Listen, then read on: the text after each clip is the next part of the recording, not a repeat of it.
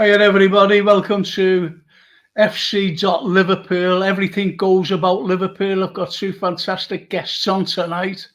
I've got Marios, the author and journalist and marathon runner, jumps up mountains, and it's unbelievable what this fella does. Honestly, it's unbelievable. I can't even run for a bus, and he's running the marathons. Anyway, I've got Tommy Batty on, who had an accident the other day, so we're going to be asking him about his little accident, and he was in hospital actually. So he's on with us. You know, he's not a substitution. He's a number seven. He's a number seven, and Marios is a number six. He keeps the flow going, the flow going. So anyway, I'm going to bring these fantastic lads on. I'm going to bring them on right now if I can. And if I can't, you know what, I can't see, I can't see. It's unbelievable. That's just, I'm sorry about that. Yeah, there I am. Sorry, lads. I'll have you on in a second. I'll have you on in a second. I'm bringing on, as Marios is the first fella on. Hello. Nice to meet you once again. I have to admit that I missed you. We missed you. And there's a lad who's got your book, actually. And it's Tommy. That's great. Isn't that absolutely fantastic? To be honest, I was going to ask you, Marios, and I never asked you before, and I'm awfully sorry, and I was kicking myself, so I'm absolutely delighted that you're on tonight. Can you give us, I know Tommy's enjoying it, by the way, because he's told me, so I'd like you to give us a little insight to the viewers who may, buy one, if you know what I mean. So can you give us a little insight into the book that you've actually written, the social one? Yeah, of course. Yeah, the social one is, of course, it examines how Jurgen Klopp and Liverpool Football Club, which is a match made in heaven. It's not a football book. It's not the kind of the football manager and the tactics and all this kind of things. No. It's just the leader of the group, the man, and how he leads the group with that kind of socialism, like Bill Shankly used to say, in a capitalist world of football. Inside the team, there is a socialism that we all work for each other, with each other. And I think Jurgen represents this kind of ideology. And of course, I think that Jurgen fits really perfect with the social political profile of Liverpool as a city. So it does not examine the football manager, it examines the leader of the group and how this man and why this man fits so well with the fans and the fan base and the city in general. Okay, so putting football aside, Jurgen Klopp is it's like putting a glove on, and it just fits the city, the fans, the club even, everything just fits into that glove, his hand. And this is where the socialism comes in, because Tommy and I and, millions of other Liverpool Reds know about Klopp's social views. And he is one of those fellas who, besides football, embraces everything about the city of Liverpool, which not a lot of managers don't associate. Actually, they just keep away from the political scene. So does Jurgen, but we know his views, and if he's upset by anything political against Liverpool, that is, he comes out and says it. He comes out. It's like we don't like saying the Sun newspaper. We just don't like saying it. It's been banned in the city. And he actually banned it from the club. Yes. He banned it from the club. He banned the reporters. So that's how, so that's one of the great reasons that he's loved. I'm going over to Tommy. Tommy, what do you think about that? And how are you? I'm fine, thanks, Marios. Thank you. Jurgen Klopp. I mean, even if you don't know him, we don't know him personally, but you can just see what he means to the city, to the fans, to the club. You can just see what he is, and it comes out of him because he's honest. He's honest and he's true, and that's what I love about him.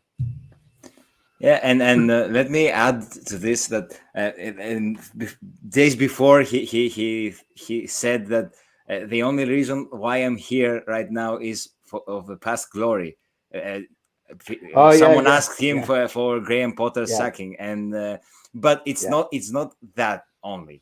I think it's how he fits perfectly with the city and the fan base.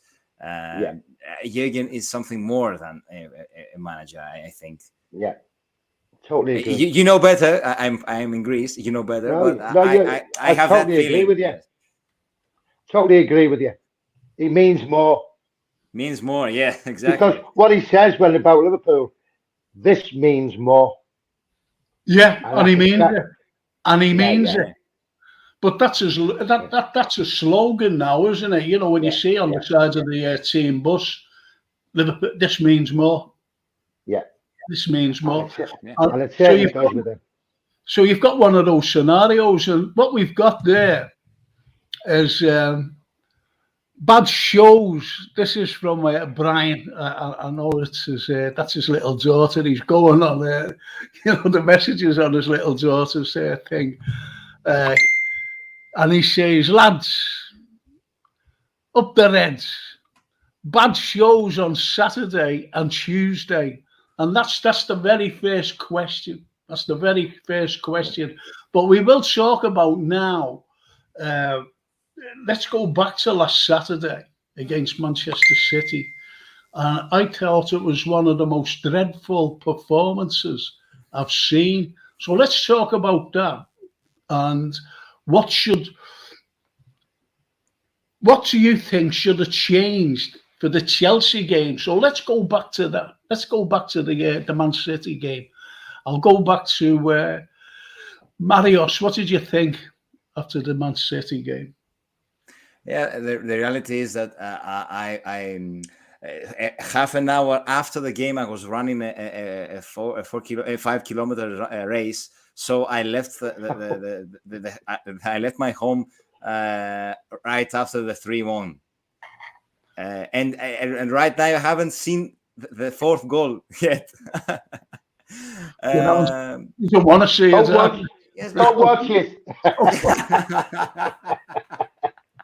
Give us a mess, you know. Right? I think that when we conceded the second one, all of us thought that it was over. You could not believe that it will come back.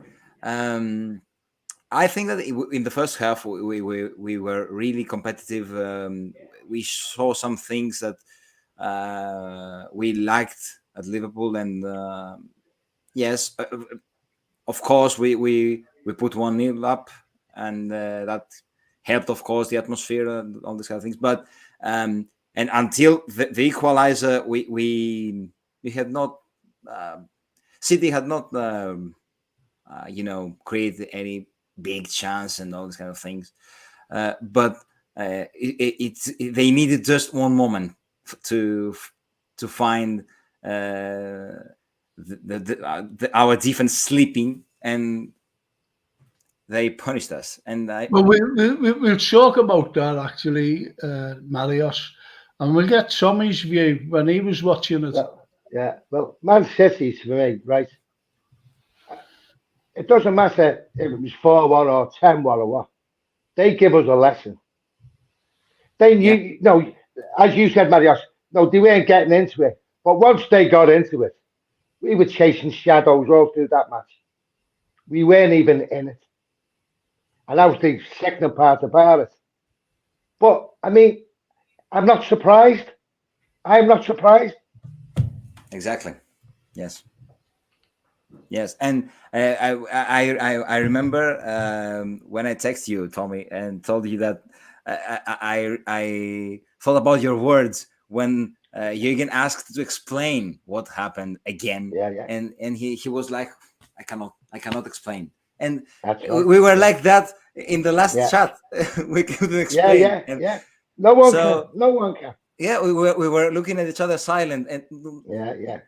And Jürgen was like that. He's the manager of the team, and he was like that. Yeah. So how Well, can we explain from the moment No, that you can't. the manager himself cannot?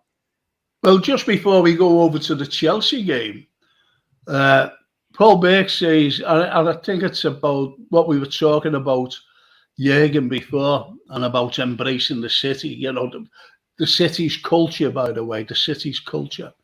And he says, Jurgen comes across as a guy you could chat with all night and have a great night, just have a great night with him.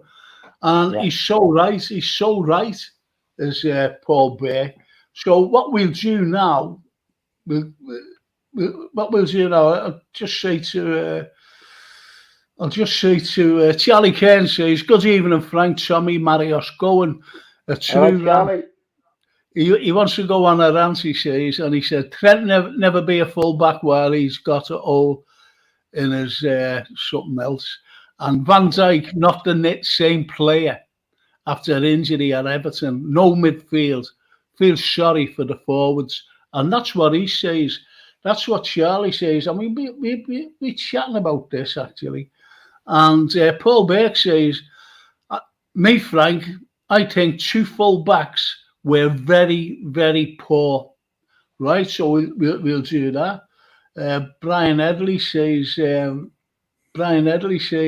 evening, lads. And That's right. He texts me also, yes. Here's our mate. Evening, fellas. Think there's a few need moving on now. Gomez, Jones, Keita, Chamberlain, Matip. See, okay. Now, let's see the Chelsea game. Let's have a look at the Chelsea game. We were asking for changes. No doubt. We were asking for changes. But what kind of changes? And I'll go over to you, Tommy. What kind of changes would you have liked? I would have liked to see Bobby on from the start instead of Jota. Yeah. Maybe Elliot. But see, Frank, you know, and Marriott knows, it doesn't matter. We haven't got much to pick from. We can only play who Jurgen thinks will do the best job for that team. And we haven't got that much to pick from. I mean, I don't know what's going on with Carvalho. I don't know what's happened to him. I think him and Jurgen must have had a fallout because he hasn't kicked the ball for months. Okay. Oh, no, that's fine. That's fair. That's a fair point, actually. And I'm going to ask Marios. Yeah. Marios, did you watch the game first and foremost? Yeah. Okay. I did. You watched the game. So we need a change. We did need changing from the Manchester City game. So what kind of changes would you have liked against Chelsea? Well, I think that we were lacking creativity from the midfield. I totally agree with Tommy about Harvey because he's the only one in the midfield, except Thiago, who is injured, that can create a lot and can combine the forwards with the midfield. Curtis is we wish that he could be one of them, but he looks like he had not developed a lot the last years for many reasons. He's like a flat player, I have to say, of course he was out of the cold after months. We have to give it to him. It was difficult for him, but I would go for Harvey, of course. But But he wasn't even on the bench. Yeah, I don't know why. Even on the bench. So we don't know what was wrong with him, if he was injured or if he was tired. Okay, so we'll go back to that again. And this is a very, very good point. And it's from St. Evans. Of course. We got lucky on Tuesday that Chelsea are bad up in front of goal. But the thing is, they put 2 away, right? They put 2 away. One of them was very unlucky, actually, when it hit the lad's arm. I thought it would have been... He never put his hand out to, put it in the net. Yeah. When Allison saved it, and it bounced up, and he was running onto it, wasn't he? So he never, in my opinion, he didn't deliberately. He went like that, and the ball bounced and hit his arm, went in, disallowed. My point is, they were getting behind the back of Liverpool constantly, all night. Yeah. All night. Yeah, I think myself, I watched the games last night, like Brighton, Bournemouth, Leeds, not Forest, and they play and they're going forward. They want to score, and they're great games. When was the last time you've seen us like that, Man United? Yeah. Since then, everything nothing surprises me. But everything, Tommy, that was it against Manchester United went in. Even the bounce of the ball was lucky for us, especially Mo Salah's goal. The first goal when he just hit it, when he volleyed it. That was a cracking goal, but it was a very lucky goal. The thing is, Frank, now, we have to face it. I don't care what anyone says to me. We're not good enough, mate, right now. We're not good enough. And Jürgen said that it was a step to the right direction. I don't see that. I don't see it. Because, I totally agree with Frank. The score was 0-0. Yeah, it was a clean sheet, but in reality, we conceded 2 goals. But they were disallowed by limit. Exactly. Exactly. Unlucky. Very unlucky. But they created many chances. Loads of chances they created. I think in the second half, we only had 1 shot on the goal. Because they run the middle of the park, Frank. Exactly. They run the middle of the park. We weren't even close. Okay. So our best chance was Joe Gomez's shot, I think. Yeah, in the first half. That was a very good shot. He just hit it, didn't he? And that's a very good point. Let's get to Joe Gomez. Yeah. Now, Trent was dropped and he was put there, Joe Gomez. How did you think he fared at right back against Chelsea? I didn't think he'd done a bad job, actually. No, he didn't. Considering what we've been looking at, Trent. Now, my point there then is, if they can play Joe Gomez at right back, why can't he push Trent to the middle where we're suffering? Yeah. Defensively, he was okay. He was nice. I'm sorry about this, Petros. Good evening from Athens. Oh, yeah, there's your mate, Marios. He's a Greek guy, of course. Petros is a Greek name, so hello. Oh, of course it is, yeah. Kalispera, in Greek, yes. He could be living up a Parliament Street. His name wouldn't be Jimmy, would it, living in Athens? He could have been on holiday. Jimmy on holiday in Athens. Good evening, Petros. I hope you're well. Fella. Do you know where Petros, by the way? No. Marios? No. He's just one of these lads, yeah. Oh, that's nice. Yeah, I don't know who he is. If he was say his surname, maybe I would know him. Yeah. Petros. No, it's good, for someone to. Where's the Diaz kid, Frank? Again, Diaz is he's training. He's like Jota. Now, Jota hasn't played most of the season, and people are expecting him to do wonders. But then again, when you look at his form, he hasn't scored in 30 games. 31. Okay, yes, Frank. What type of injury did Diaz have, or has he got? What's the injury? Having a clue. People come back with broken legs quicker than that. I know. There's a few fellas guillotines, during 1789, French Revolution, and they came back. They were all like, Lazarus, come back. Lazarus. Okay, now I'm going to ask, I'll go to Marios now. Yeah. The substitutions what Klopp made against Chelsea, what did you think of those?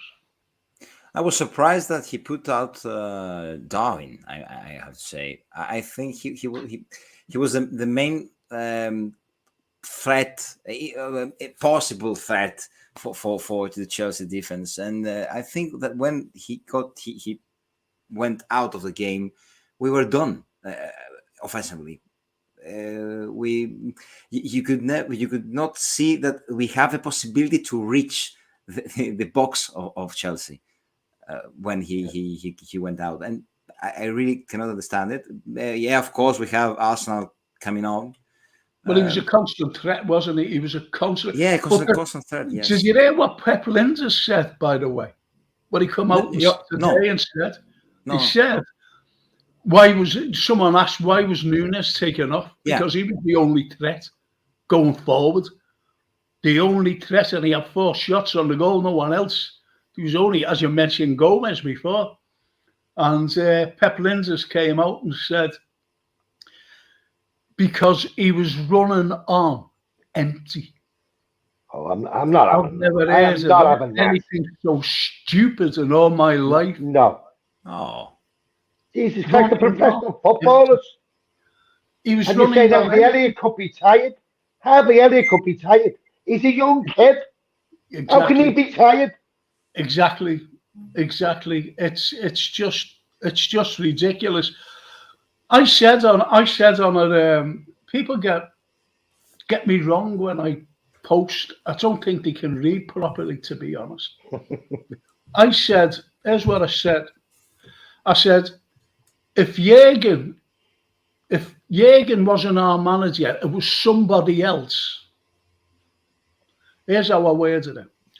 If Jürgen wasn't our manager and it was somebody else who's our manager, would we be saying our manager has lost the dressing room from last season? And it was a fair question. And I got lambasted. People say, you're a Klopp outer. I said, where have I mentioned out? It was just a fair question. And I'll put that to you. Do you reckon if it'd be like anybody else? I tell you what, if that was Rodgers or Hodgson or anyone else, that would definitely be the case. Yeah. Because the way some players are playing, they're not doing the job. In other words, they're not doing their job. Yeah, that's why I think now. That's why I think now, for me personally, we're just playing for pride now to try and keep irrespective on where we are in our Premiership. Because I don't think we'll even get 6th the way we're performing. Yeah. And Klopp asks from his players to play Klopp way, and they can't. They look like they cannot do it. But you know what it is, Marius? I think for them last 5 years, the way we played, no team in the world could keep that up. Nobody. And it's coming back to Rue now because we never strengthened when we were strong. Exactly. Well, we should strengthen every season. That's what it's all about. Even if you bring in one player, but I'm talking about a top quality player. Yeah. I don't mean. I was listening to somebody, and this is a journalist. I'm not telling you who he was or what podcast I was listening to.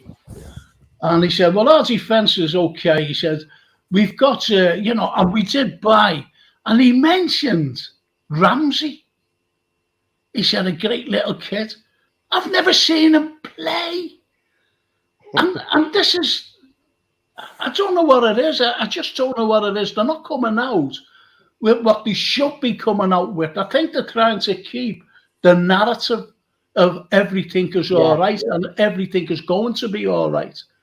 And but the thing is now, Frank, every midfielder in the Premiership look better than us. Yeah. That's what it is. Everyone looks better than us now. Yeah, absolutely. And as Brian Edley says, great call that, Tommy. Something is seriously has gone wrong with Cavallo. Or, why isn't he playing? Why is he on the bench? Why isn't he getting a couple of minutes? And when you bring on the likes of, not being funny towards this fella, but when you bring on a 38-year-old, and there's a young, like 18, 19-year-old on the bench who's desperate for minutes. Yeah. And he can play. He's going to do nothing. This is what I'm saying against Chelsea. The substitutions. Yeah. And he brings on James Milner, who's not going to create anything. He's not going to do anything. Yeah. He's just not going to do anything. And that's the... I just don't know. I just couldn't make out the substitutions. I really couldn't. I think, which is not like us, we've never done this. But I think he was quite happy at that time with the punch. That's why he done that. We were quite happy to get a point at Chelsea. That's never been our attitude. Our attitude is we go for 90 minutes, 95 minutes, whatever, and we keep going. But it's just changed, mate. Well, I've said this, like what Steve Evans says, Diaz is not match fit, lads. Probably Leeds game before he gets involved. And I've always said that. But I've got a sneaky feeling, being honest, I've got a sneaky feeling that he'll come on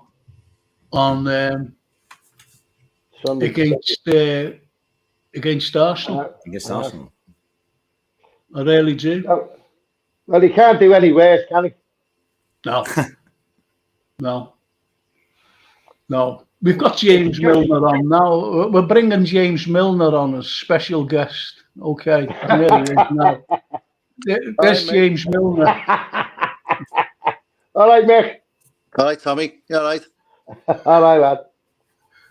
All right. So what we were talking about there, Mick, was the substitutions against Chelsea the other night.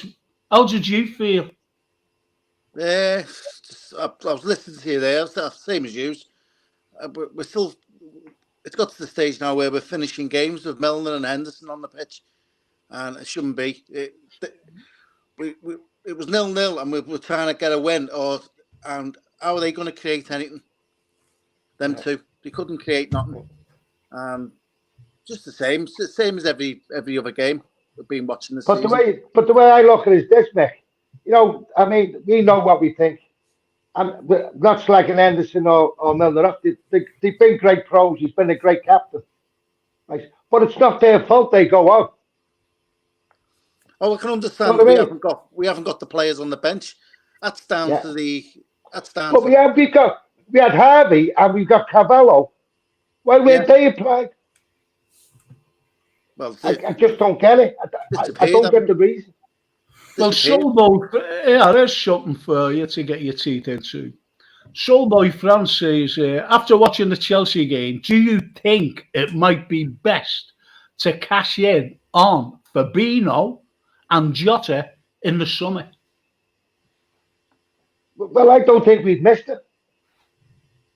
I'll cash in on Fabinho. I wouldn't cash in on Jota because he's still young enough. He's just gone off form, and this season the injuries. But the whole team has met. I mean, he's playing in a crap team now. So there's only Alisson really who can hold his head up.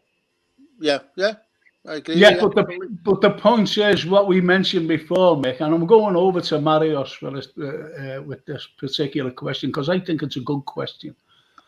We said about Jota, and we were talking about Diogo, and to me, he's a great player. He's a very clever player. Yeah.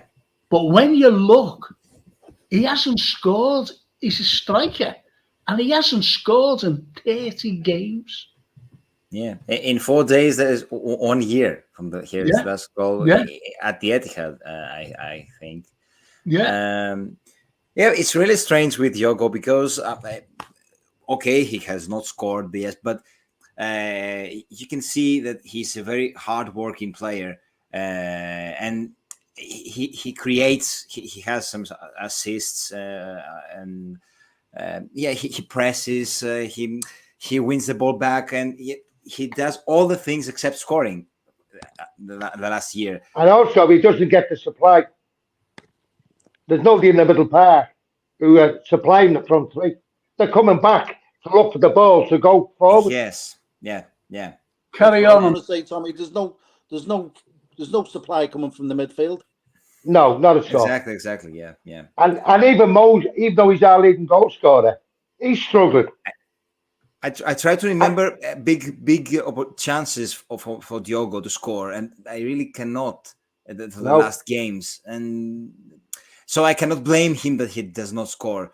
She could do it at Bournemouth, but there was a handball and then the penalty. You find now that we're just throwing balls up the field, crosses and balls, and hoping for the best. Hoping, yeah. And that's not. I mean, you know, Marios knows he watches Liverpool just as much as all of us. We at the minute, and I've said this, even just after the United game, we are broke, mate. It's like a house. When you buy a house, knock it down and build a new one, and that's what we have to do. Yeah. And Jurgen Klopp is the man to do it. Yeah, of course. Well, I'd like Jurgen Klopp. I'd like him to rebuild the team and get it back. He's got to, mate. There's no question about money to rebuild the team and get it back to where it was. Yeah, exactly. Because he's the only man. He's the only man I trust. But every window we miss or we don't buy a player, it's going to make the job 10 times harder. Oh, well, that's done for the last 4 or 5 years, mate. Well, okay, Petros from Athens says Liverpool needs an open mind creator, meaning a midfielder, obviously. Meaning a midfielder, because there's nobody there. Yeah. We need when you look at the likes of Didi Amen, for example, and the likes of Mascherano, and even when Fabinho was, on his top form, we need a holding mid like those. We really do need a holding mid. We need a great creator. The likes of, I was going to mention Xabi Alonso, but Steven Gerrard was also a creator of, in midfield. He got the ball rolling like Xabi. We've missed that. We've missed that since Coutinho went. We've missed it. And people are saying about the likes of Henderson, and Henderson was never a creator. Never. And he was just lucky. I'm not saying lucky. The midfield was solid, more solid when we were winning the trophies. Now, it's just like it's like a cup. It's like a cup, and all of a sudden, the bottoms fell out the cup, and everything's just spilling out. Yeah. But it's not spilling out slowly; it's spilling out fast. And this is the way our midfield is. We're all right with the forwards, but it's the midfield that's caused all these problems. What do you think about that? Yeah, we never had that creativity from midfield. Even in the trophy seasons, our playmakers were the fullbacks. Yeah. Because of the energy and the intensity and the solidarity of the midfield. So now the case is different. Football evolves, changes. The Premier League changes a lot. I said that in our last podcast show that also the Premier League is different. You can see mid-table teams running like crazy, pressing like crazy, being intense, strong, and being like that, like Liverpool is this season. You cannot hope for anything, for nothing. So I We think just have- that we're starting needing players. Yes, of course, and I think Klopp knows that.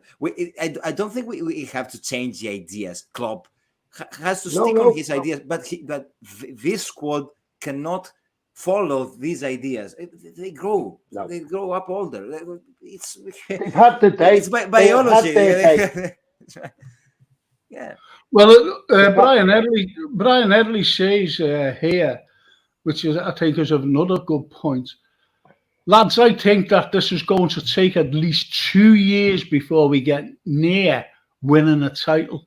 Jota should have scored with his left foot. Tried walking it in. The system has to be changed altogether. And I'll go straight on to Petros here.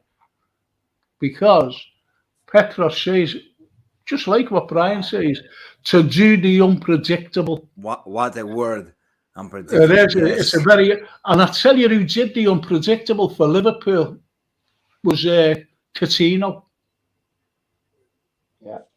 Coutinho did the unpredictable because that lad, albeit that he created, he was a fantastic midfielder. No matter how you look at it, he was a fantastic. And he could score goals too from outside the area. Yeah. He could have a go from out. I was made up. I was absolutely delighted when Joe Gomez hit that ball from out the area, and he nearly caught Kepa. Yeah. He nearly surprised him because Kepa had to make that was a very good save, you know. Yeah. It was a very good save. He didn't half it. It was going in the top corner. Only, he saved it. But the teams now, Frank, they've had our measure for the last 2 seasons. They know how we play. And they changed to stop us, but we can't change to do something else. We haven't got a plan B. That's the way we play, and that's it. So we have to change that. But I agree with Nick. The whole situation's got to be changed. Yeah. But we need players, of course, because we tried. Klopp tried 4-4-2, and if he tries anything, nothing will work in this. Because we haven't got the players. Exactly. Yes. It's a lack of squad depth. Yeah. So the season is done. Well, I wish it was over. I wish Sunday was the last game, actually, tell you. Well, Charlie Kane says, because we have no midfield that don't cover the defence, and that is the problem. Oh, without a doubt. Yeah, without a doubt. And Paul Burke says, Frank, Trent needs taken out and told to come back next season. The kid's burnt out and his head is all over the place.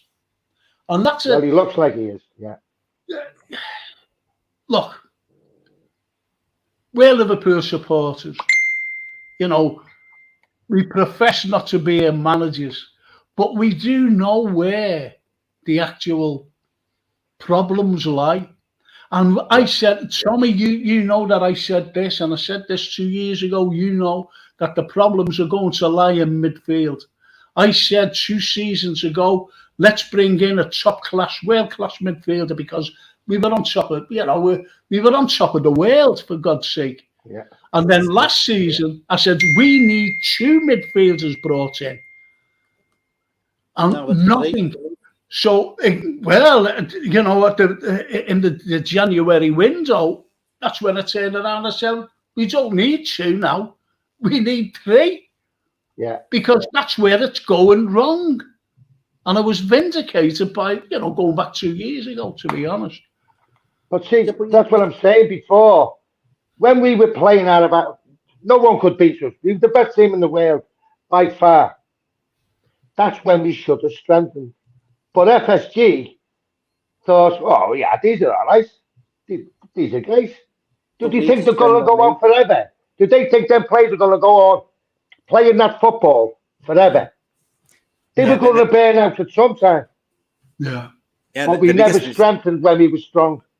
The biggest mistake of Klopp's era was that we didn't capitalize on our top of the elite of football. We were in elite of football.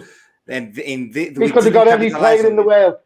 Yeah. We could have got any players in the world to come there. Then. Yeah. Everyone was afraid of Liverpool, I and now love Klopp. everyone wants to play against us. Oh, I love Klopp. I love the ground he walks on. I think he's a great manager. But no one convinced me that he has his favourite players, and I won't name them. He has his favourite players. It's in plain sight. He has his favourite players. Me and Frank have talked about this years ago. He has his favourite players.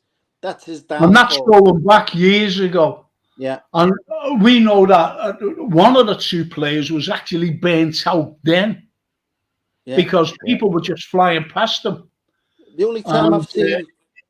He got sent off twice. He got sent off twice because lads were going past him and he was just bringing them down. He was kicking them. And he got sent off a couple of times. Anyway, Petros from Reserves, Marios. Yeah. Okay, yeah. It's a radio show. I talked to them, to Petros and Stamatis. Thank you so much for being here. I will text you, Petros. Oh, well, thank you so much. At least Greek radio showman. Yeah. We've got international listeners and viewers. And podcast. Brian Edley says, I remember a few weeks ago, lads, when I said the players and management as a whole now feel it's over for the season. I think they have just proved it. Played like nothing to play for, no fire, and Guardiola should have got smacked. Mr. Mika, that was shocking what he did. I think we're nitpicking here. I think we're nitpicking on Pep. You know, anyone would do that. You know, it's what he does, and it's but be fair and square. And look what we've beaten United 7-0, so we'll be doing the same to United. You know what I mean? Rubbing their No, our manager wasn't. I've never seen a manager. The only manager I've ever seen do that was what's his name? Marino. Yeah. I was thinking of Marios and everything. Marino. You remember when he ran down to the Chelsea supporters in the Anfield Road and doing all this? But I think I agree with Mick there. I mean, that's, for me, nitpicking. Because he's euphoric that he's slaughtering us first. Yeah. Any other team, he mightn't have done it. But because it was us, he is over the moon that he's given us a football lesson. How many times did he give City Hayden over the years? Exactly. Yeah. So he's just give us one, so he's every right. You know what I mean? I just laugh it off. You know what I mean? Like Damascus, I just laughed it off and let him get on with it. Well, I wouldn't like to see him do in front of Tommy Smith or Graham Souness. No. But John Holman said he would have been banned for 10 games. Getting back to Liverpool instead of Pep. Right. Paul Burke says, how is he going to be match fit when he's not even on the bench? Diaz, that is. Yeah. That's exactly what I was going to say. How is he? Like, is he going to come on? No, hitting the field running, top man. Well, that's what he very much. I'm just going to say to I'm just going to look at this and listen, lads and boys and girls and everyone else listening in. That scarf and badge, that scarf or badge. This is it's a great small business. Does all the Liverpool stuff. It's absolute all quality stuff as well. I get me stuff out of there, to be honest. I've got one on here. Got one on here. And I'll get another one. I'll get another one. No, but it is. It's all good stuff, and it's a small business, and it's a Liverpool business. And if you think that I'm getting like he's sponsoring, no, he's not sponsoring the podcast. And if you think that I get freebies, you're wrong again. It's just after a lovely couple, and with the ends of the season, just go along. Where's the shop, Frank? Frank, where's the shop? Do you know it's in there? God, blimey. Do you know where the cabbage is? The pub, or it used to be the cabbage, Cabbageall. The Cabbageall. The Cabbageall. Yeah, just there on that road. I always forget the name of the road, to be honest. It's just no road or something like that. It's past the garage, isn't it? What? It's just past the garage. That's it. Yeah. And I look at that. Who's that? I don't know who this fella is, but I think he's Greek by the sounds of it. Mario Mansos, the social one. Why Jurgen Klopp was a perfect fit for Liverpool. And that's a book by Marios. Great guest. Can you see him there? He sneaks in. But anyway, that's Thank you so much. Thank you so much. It's great to just do these things. And also, we've got these books by Jeff Goulding. And one of them is The Shankly Boy, which was George Scott. And I'm having George on and Marios together in the next week or two. Well, wasn't George on the other week? Yeah, George, because he's got great stories. He's absolutely fantastic stories about Shankly, because that's what it's called. The Lost Shankly Boy. And I believe it's a tell him he's Pele. Wasn't that so funny? Wasn't that so funny? Absolutely brilliant. And there it is, The Lost Shankly Boy. George Scott's Anfield journey. Absolutely brilliant. Absolutely. So that's them, right? So that's them, lads. I'll bring you in now, I think. I think I can anyway. I don't know. Oh, come on, man. I know. You're going to break it. He's done it. It's gone off again. Right. I'm sorry about this. A fantastic book written by the true LFC legend Jurgen Klopp, the voice of Anfield. Yeah, it's here. Well, yeah. He loves me daughter. He loves Francine, and he's very fond of me, by the way. I don't know why, like, but anyway, he's a great fella, this George Scepter, and a good red, and as it says there, the voice of Anfield. And that's that. That's that, boys. So here we all are back together. I think I've got another message. I think. Hang on. I've got a. Right. Frank asked Mick, is he over in Northern? Yeah, he's in Northern Ireland. Yeah. Belfast. So is he. Who? Brian Headley. You know, it says all in there, doesn't it? Whereabouts he from? He's Irish. He's from Northern Ireland. Well, you must be. Go back to Diaz. Hey, you'll go back to Diaz. No one now, look.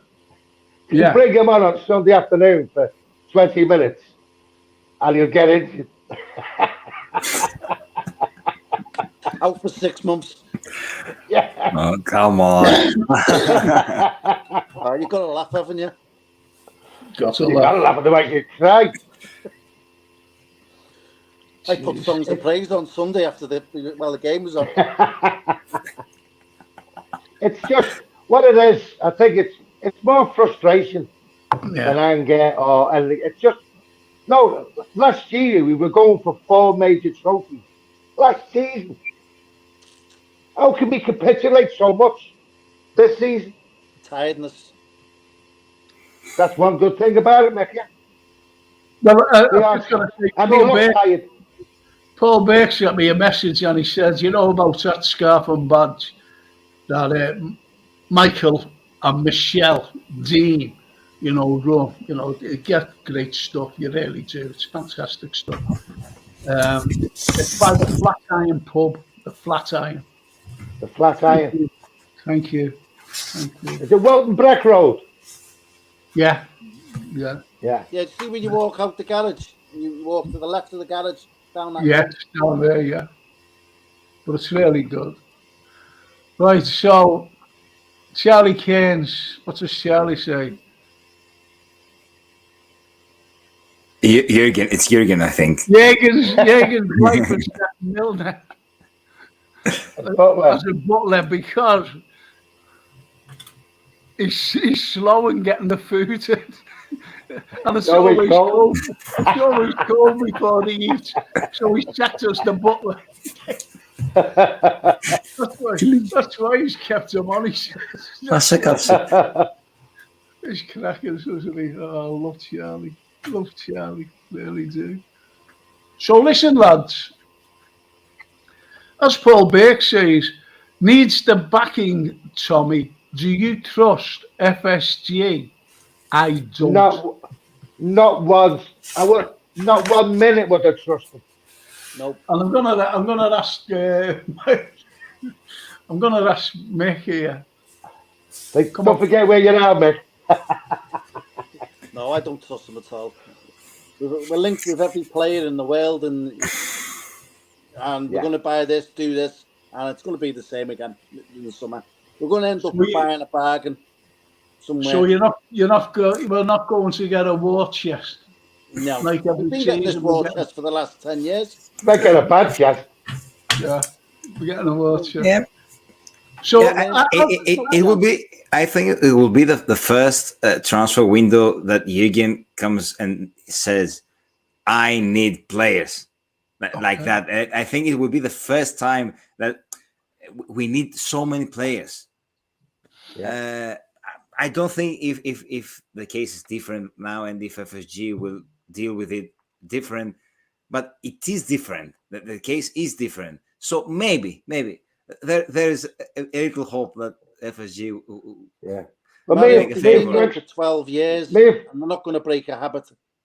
They're not going to break. Frank was speaking this morning on the phone, and the thing come up that us not qualifying, even for the UEFA Cup, even for that, it could be a blessing in disguise. Because then FSG might say it's time to get out. Do you know where I got a message from this morning? A phone call from Hollywood this morning. Oh, go on. That's it. You sure it wasn't Hollywood over there in Belfast? No, neither Hollywood up in Scotland. I know who it was, and all. Go on.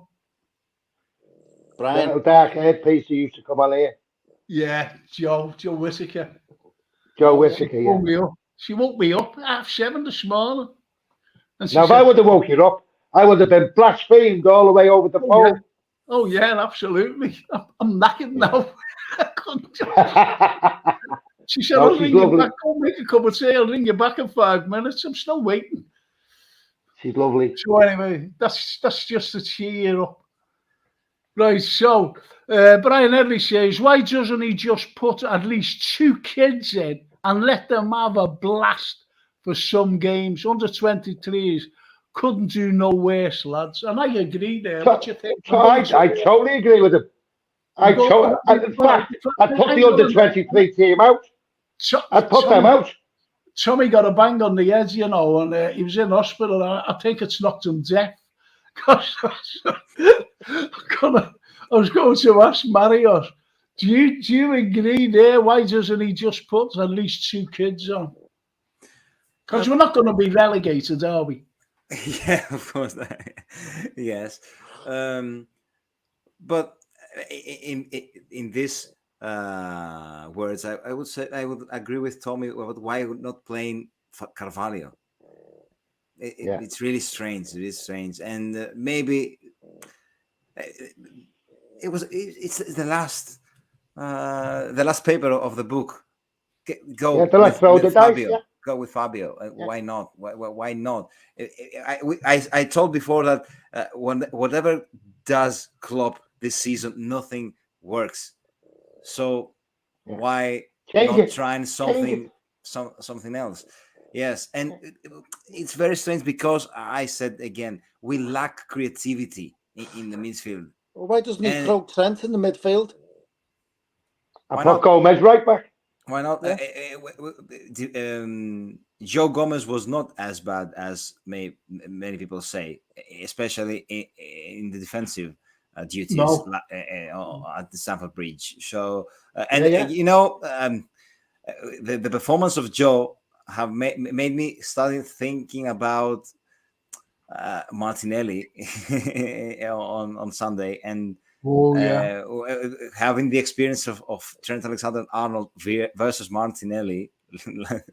Yeah, I would not be so negative for what you propose for Trent in the midfield.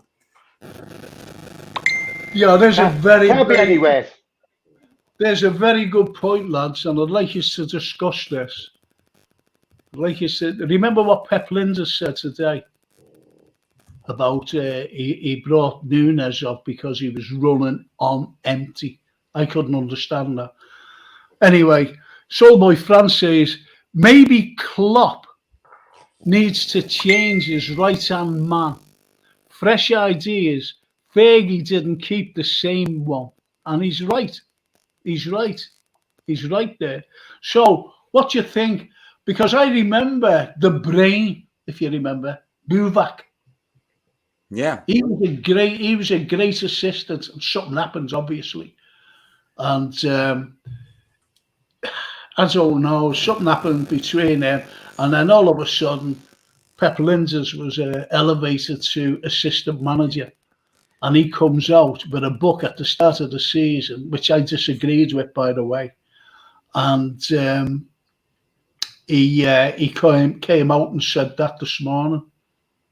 He was running. Well, the thing is with Jürgen, I think he's too loyal. Yeah. If he likes you, you've got a job. Well, you've got a job for life.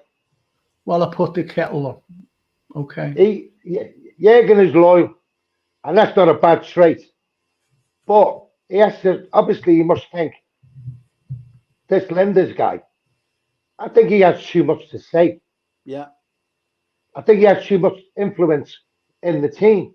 Where Jürgen, you always think Jürgen is the man. What he says goes. But this Linders guy, I think he puts his foot in, and he's disrupting it, I think, myself personally. I wouldn't be surprised if he brought Milner as his number 2, or which I'd like to see is Gerrard sitting on the bench with him. Yeah, well, yeah. I think that'll happen because I think Gerrard will come here about a year or 2 years before. I don't think he's ready for the manager's job yet. No, I think he'll come here and work with Jürgen. Yeah, say for 2 years and see how it goes, and then Jürgen will be ready to get off there. Go and be manager of Germany. I think you need like the Gerrard in the changing room would do the shouting for him to get the players going. But the thing is, Mick, you can shout at them all you like. Now you're not going to get knocked out of them. They're dead on the feet. They can't do no more. Yeah. And it shows you every performance. It's getting worse. They've got no legs. They've got no brains. As Mario said, there's no one with any bit of now what can get things far. There's nobody there like that. Just run out of ideas, I think, yeah. Yeah. Where they're just hoofing the ball up hoping for the best. Hoping, yeah. What do you think? There's nobody with a bit of no, they can't see a pass. They can't see a movement. They're just saying, I don't want the ball, you have it. Yeah. I don't want it, you have it. Yeah, but I don't think it's a problem of the ideas. It's a problem of the squad. It's a problem of the players. Yeah. It's tired minds and tired legs. Yeah, exactly. And we need investments. It's so clear. I think it's so clear. We analyze that. It's so clear. Yeah. It all comes down to FSG. Yeah. Every time we speak, it comes down to FSG. Newcastle are ahead of schedule at the moment. They're going to. Have you seen the way they played last night? Yeah. Beating West Ham 5-1. They're going to be a hell of a team next season. They're going to spend in the summer, improve again. Yeah. Well, we're going to stand there and watch. Yeah, but you get these. I don't know what you're like, Mick, or Marios is like. You get these fans who say, "We don't want oil money. Oh, I think we do, mate. I think we do need oil money and loads and loads of it. We don't want the sports washing. That's another one they come out with. Yeah. Yeah. Yeah. Which the people who come out with them comments, I don't want oil money, I don't want sports washing, are the same people who have been given City, Chelsea, and all the other teams who have got money behind them stick over the last 10 years, and they don't want to look idiots. If we get someone at an Arabin and we want to spend money, because they'll look idiots then, because they've been chastising City and Chelsea. No. Well, the thing is, lads, I've been listening to that, and what we've got, we're in a dilemma. We're in a dilemma because I don't think we need at least. I hate saying this. I just hate putting big numbers in. We need at least between 3 and 350 million for decent players, for good players, to get us to the level where we are. You mentioned Newcastle, they're going to be a force. You mentioned City have always been there. Don't forget that Pep always got rid of players. And players that you go, oh, he's going. I remember getting rid of Vincent Kompany. Yeah. And he was the captain. Remember the captain? He was the captain and he got rid of him. And people are moaning. Can I finish, mate? People are saying, about Jordan Henderson, but you can't get rid of him. He's our captain. And that's the most ridiculous thing that anyone can say. And, you can't get rid of Millie because he's fit. And you just shake your head at these people and say, what? He's 38 years of age. It's absolutely ridiculous. And for Jurgen Klopp to consider, he's asking the owners to give him another year's contract. And that frightened me. And I'll tell you why it frightened me. It means that no one's coming in. It means, I don't mean like no one's coming in, but it means that he's trying to keep a squad together. And he trusts him more than going out and bringing someone else in. And that's the problem we've got. And Stephen Snape says, hang on, perhaps Klopp's rigidity is detrimental, doing something out of the ordinary is just as much down to the manager as much as the players. Okay, we're fans, but we see the deficiencies like anyone else. Absolutely right. We said that before, though, didn't we? We can see, we're fans, we're not managers, but we can see where the problems lie. And as I keep saying, I seen it 2 years ago in midfield. You're seeing these aging players. There was Milner playing right back and left back and centre mid and, creative. And I'm saying it's too old for that. And this is I said that with Mick about 4 years ago, didn't I? Yeah. A friend of mine said he keeps popping up. He fell out with me the moment over there, Henderson and Milner and all that. And he keeps popping up on me WhatsApp. And he put this stat up. Milner gives 100%. And I went like that. I answered it back. I said, well, yeah, he gives 100%. But what's his end product? Yeah. What's his end product? Yeah. Totally agree with that. Yeah. I said, he's not Pirlo or Maldini. Yeah. He doesn't score goals. So any player can give 100%, but there's no end product. Exactly. He was in the starting lineup. Captain. He's been a great captain. Now it's over. Then he should move on now. He should go. He should have been moved on 5 years ago. The problem is that I want Millie to stay just for the dressing room, but if he stays, Klopp will count on him. That's the problem. That's the problem. Yeah. And watching him in the starting lineup at Estadio Santiago Bernabeu in a match that we chased the miracle, the comeback. Yeah, it's oh my God, ridiculous. The difference is, Mario, Rodgers. Well, Brian Early says, all right, lads, he said, let's guess. How much will we get to spend and forget Bellingham? And who will we get? And this is the problem, because we're not going to get a big bucket loads of money to buy top-class players. Bellingham, I'm sorry, he's not going to come here. No matter what anyone says, he is not coming here. It's up to Dortmund. And if there's a bidding war going on, Liverpool will not venture into a bidding war. And what they'll do, Dortmund that is, they'll go straight to the highest bidder and say, you can have him. Whether it'll be Manchester City or Real Madrid. And that's hasn't he got any say in the matter at all?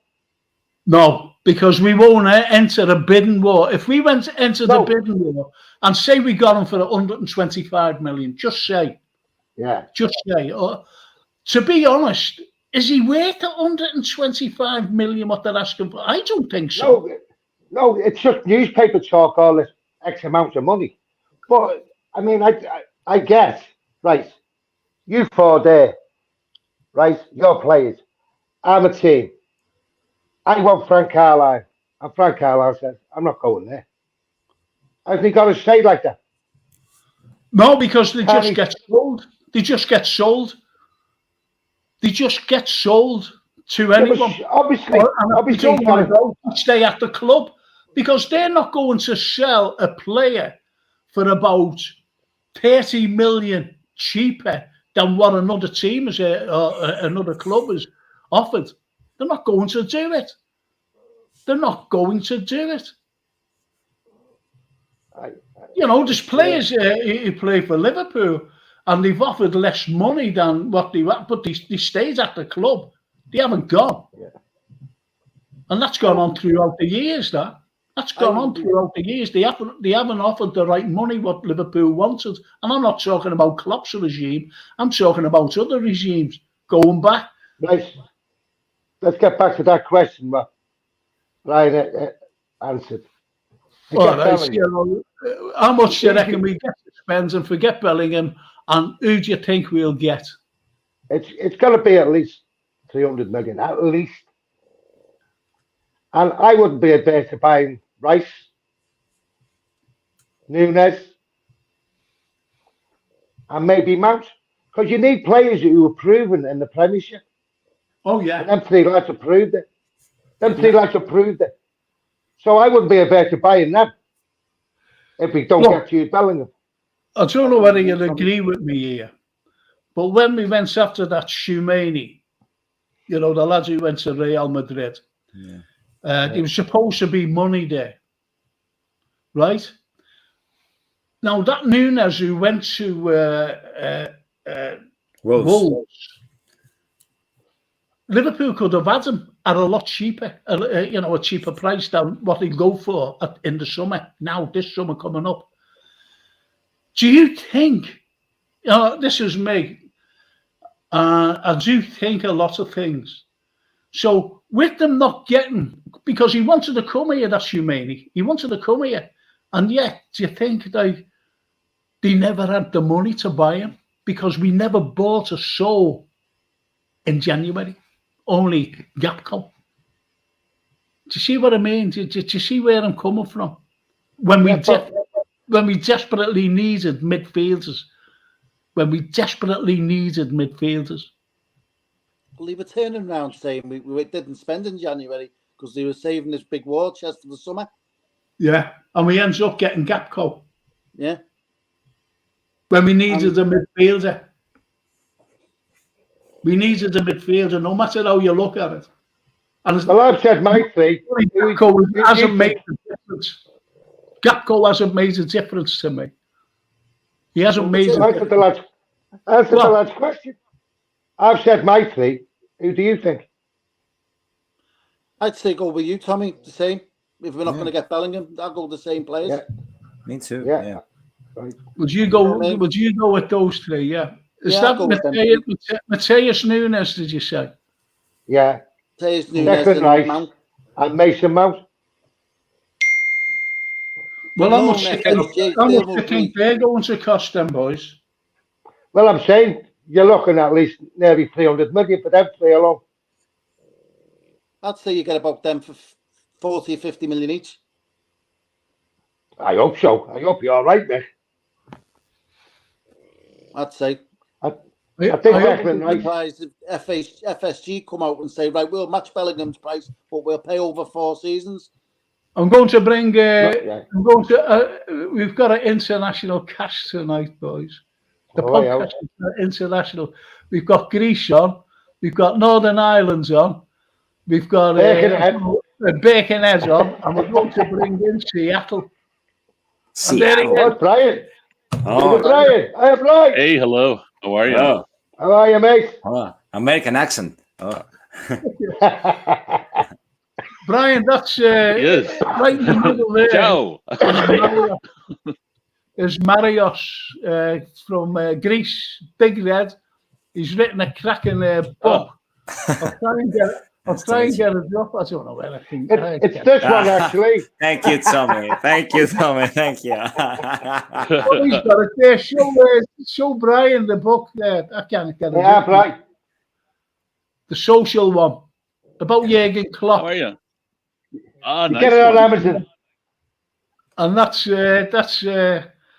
Marios. Has written the book. He's a Big Red as well, and he's a marathon runner and climbs mountains, jumps out of planes. You know, there it is. There's the social one.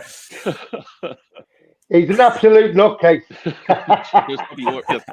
Shelters of orphan puppies as well. Yeah. Hello, Marios. Yeah, he does. Hello. That's what he does for a living. You know, time. he walks little dogs in Athens. He walks them out, you know, for his neighbours. That's his job. Anyway, how are you anyway, Brian?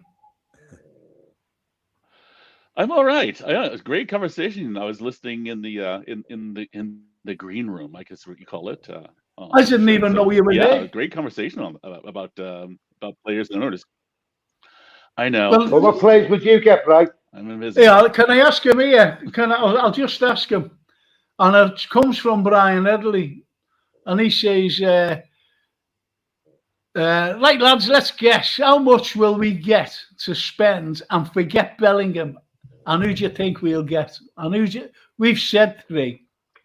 So who as you say, Brian?" Let's see. Okay, excluding Bellingham. Yeah. Whoever we can sell, I think FSG is they have to buy Bellingham, or they're fully committed to Bellingham. Whether or not he shows, like you said, is another question. How much, I guess, monetarily? How much? I don't know if I can give a number, but whoever we can sell. But Mason Mount is one of them. Nunez, I don't know if we're getting him from Wolves. Let's see who else. We'll get a couple of frees somewhere, and that'll be it. So I think that's more bargain shopping and scratch and dent shopping. But we'll have Bellingham, even though he's not part of this conversation. I hope that answers. You think so? Do you actually think they'll get him, Brian? I think so. Well, they have to. Well, the club has to. I mean, they've sat on their thumbs for the last 3-4 windows. Yeah. Came for Bellingham after last summer with midfielders. No, they painted themselves in the corner. They know they have to. There's no ifs, ands, or buts. But the thing is with Jude Bellingham, I hope we do get him. I really do. But it is if he is not going to be this. He's not going to solve all the problems in the middle of that park. We need 2 others with it.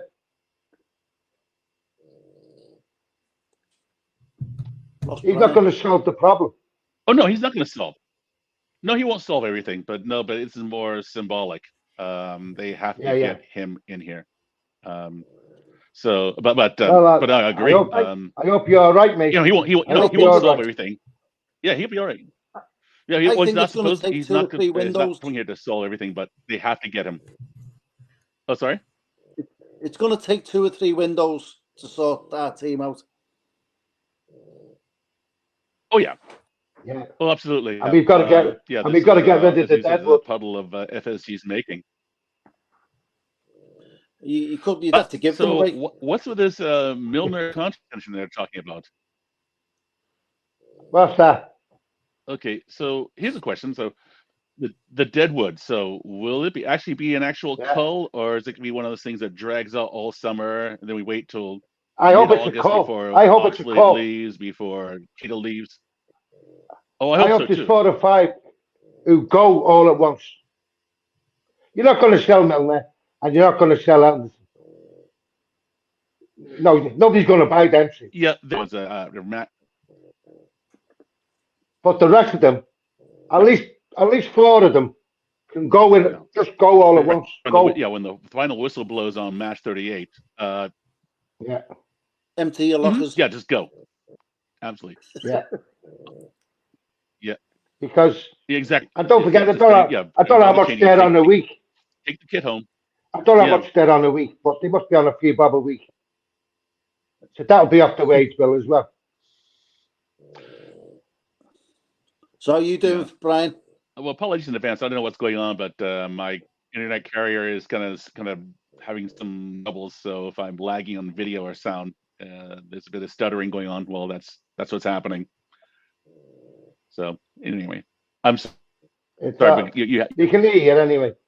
Right, we're gonna have score predictions for Sunday. Oh, yeah, I can hear you. Yeah. Oh, yeah, that's it. That's the end of that conversation. Sunday. I actually dread it. Boy. Tell him. I'm gonna check. Spot on, Frank. Yeah, I'm gonna check. Don't go predictions yet.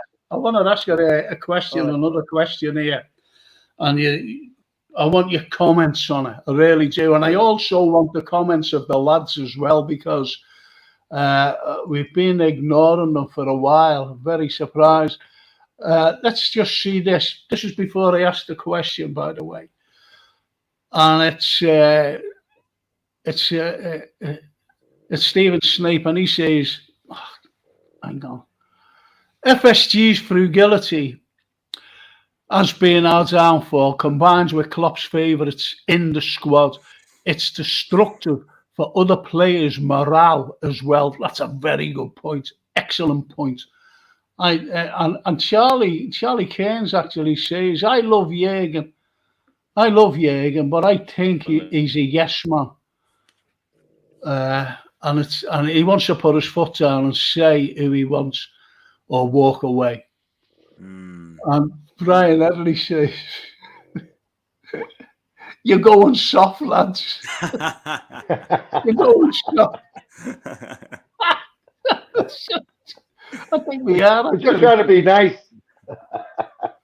And here's a good one. And it's I think it's another Greek lad. Theodoros Viganis. He says, hang on, what does he say? He says, why Marios is on the discussion? He doesn't know football at all. So that's it. Right. He's a friend. Yeah. I know him. I'm going to say he's going to be a friend. Yeah. He's a troll friend. A troll friend. Yes. Greetings to my village. Nice Ian. Theodoros, what a name that is. Wow. Okay. Theodoros. Ian Gold, he's one of the regulars on the show, and unfortunately he couldn't make it because his dad is not too good, actually. And I said to him, keep me in touch about him. And he said, I will, I promise you. Haven't heard from him, I've just seen him now. Haven't heard.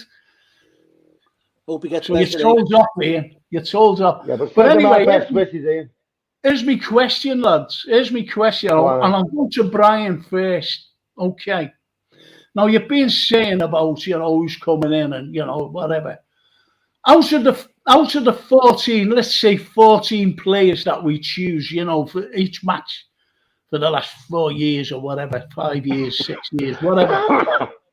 Who are the players you'd keep from the present team for next season? I'll go to Brian first.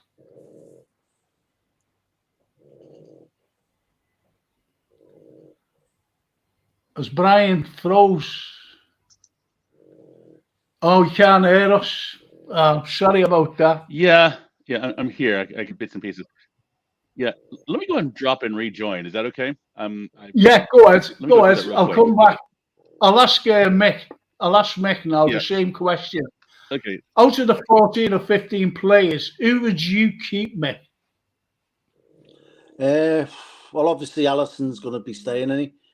No, who would you keep? Not like, well, obviously Allison's going to be staying because I seen Allison and the other fella square up. Henderson trying to tell him off. I know. So who would you like to stay? I'd like Salah to stay. I'd like Jota to stay. Gakpo's going to be staying. Nunes, Diaz is going to be staying. Elliott, like to stay. Cavaro, I'd like to stay.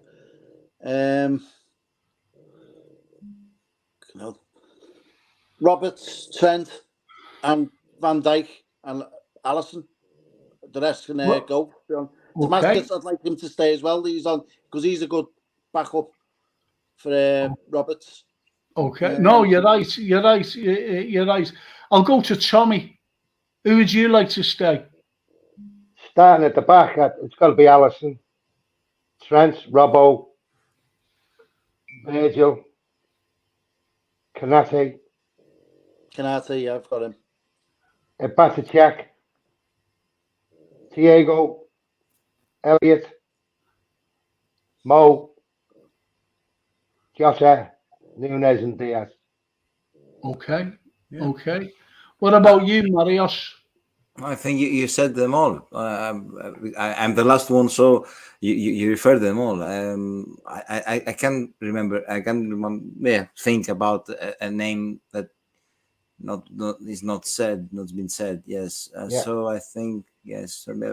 I'm thinking about the starting lineup and the second starting lineup, and I don't have a name to add on. I think we're much of an agreement who we keep. Okay, well, what about if I could come in with a player? Go on. I agree with the players that you said. Now, what I haven't heard of, and I am glad about this, is Henderson and Milner. Not one of you just said keep them, and I'm glad about that because they've got to move on. They have to move on. And I don't know who it was, but they said if you keep, I think it was you, Marios. If you keep Milner, he'll be playing. Yeah. He'll be playing, and that's wrong for 38 going on 39. Yeah, exactly. That's bringing down the level, in my opinion. I was really glad when Adrian extended his contract because I knew he would be the third, but I knew it was the great news for the dressing room. Yeah, but he will never play. He's the third one. Yeah. But with Millie, it's different. You see, it's different. he plays right now. Yeah. He's in the starting lineup in big games, in games that we need to score. Yeah. He starts the game. So that's why I don't mention Millie to stay. I would love him to stay, but in the back room. Yeah.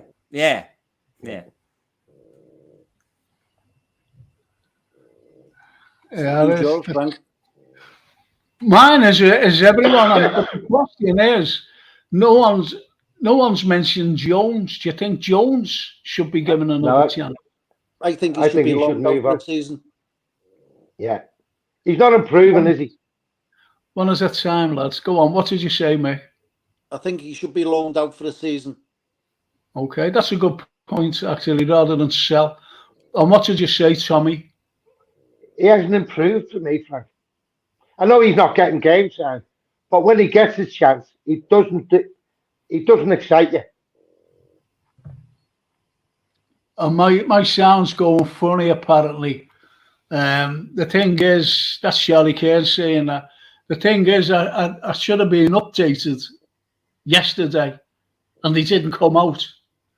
They said, and they always do is actually, they say, we'll be there next Wednesday, you sign off for, the best.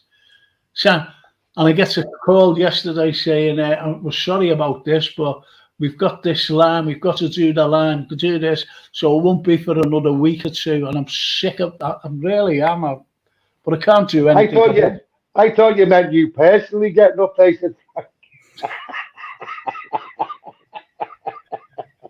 Well, say goodbye, Tom, because it's the last time you'll ever be on.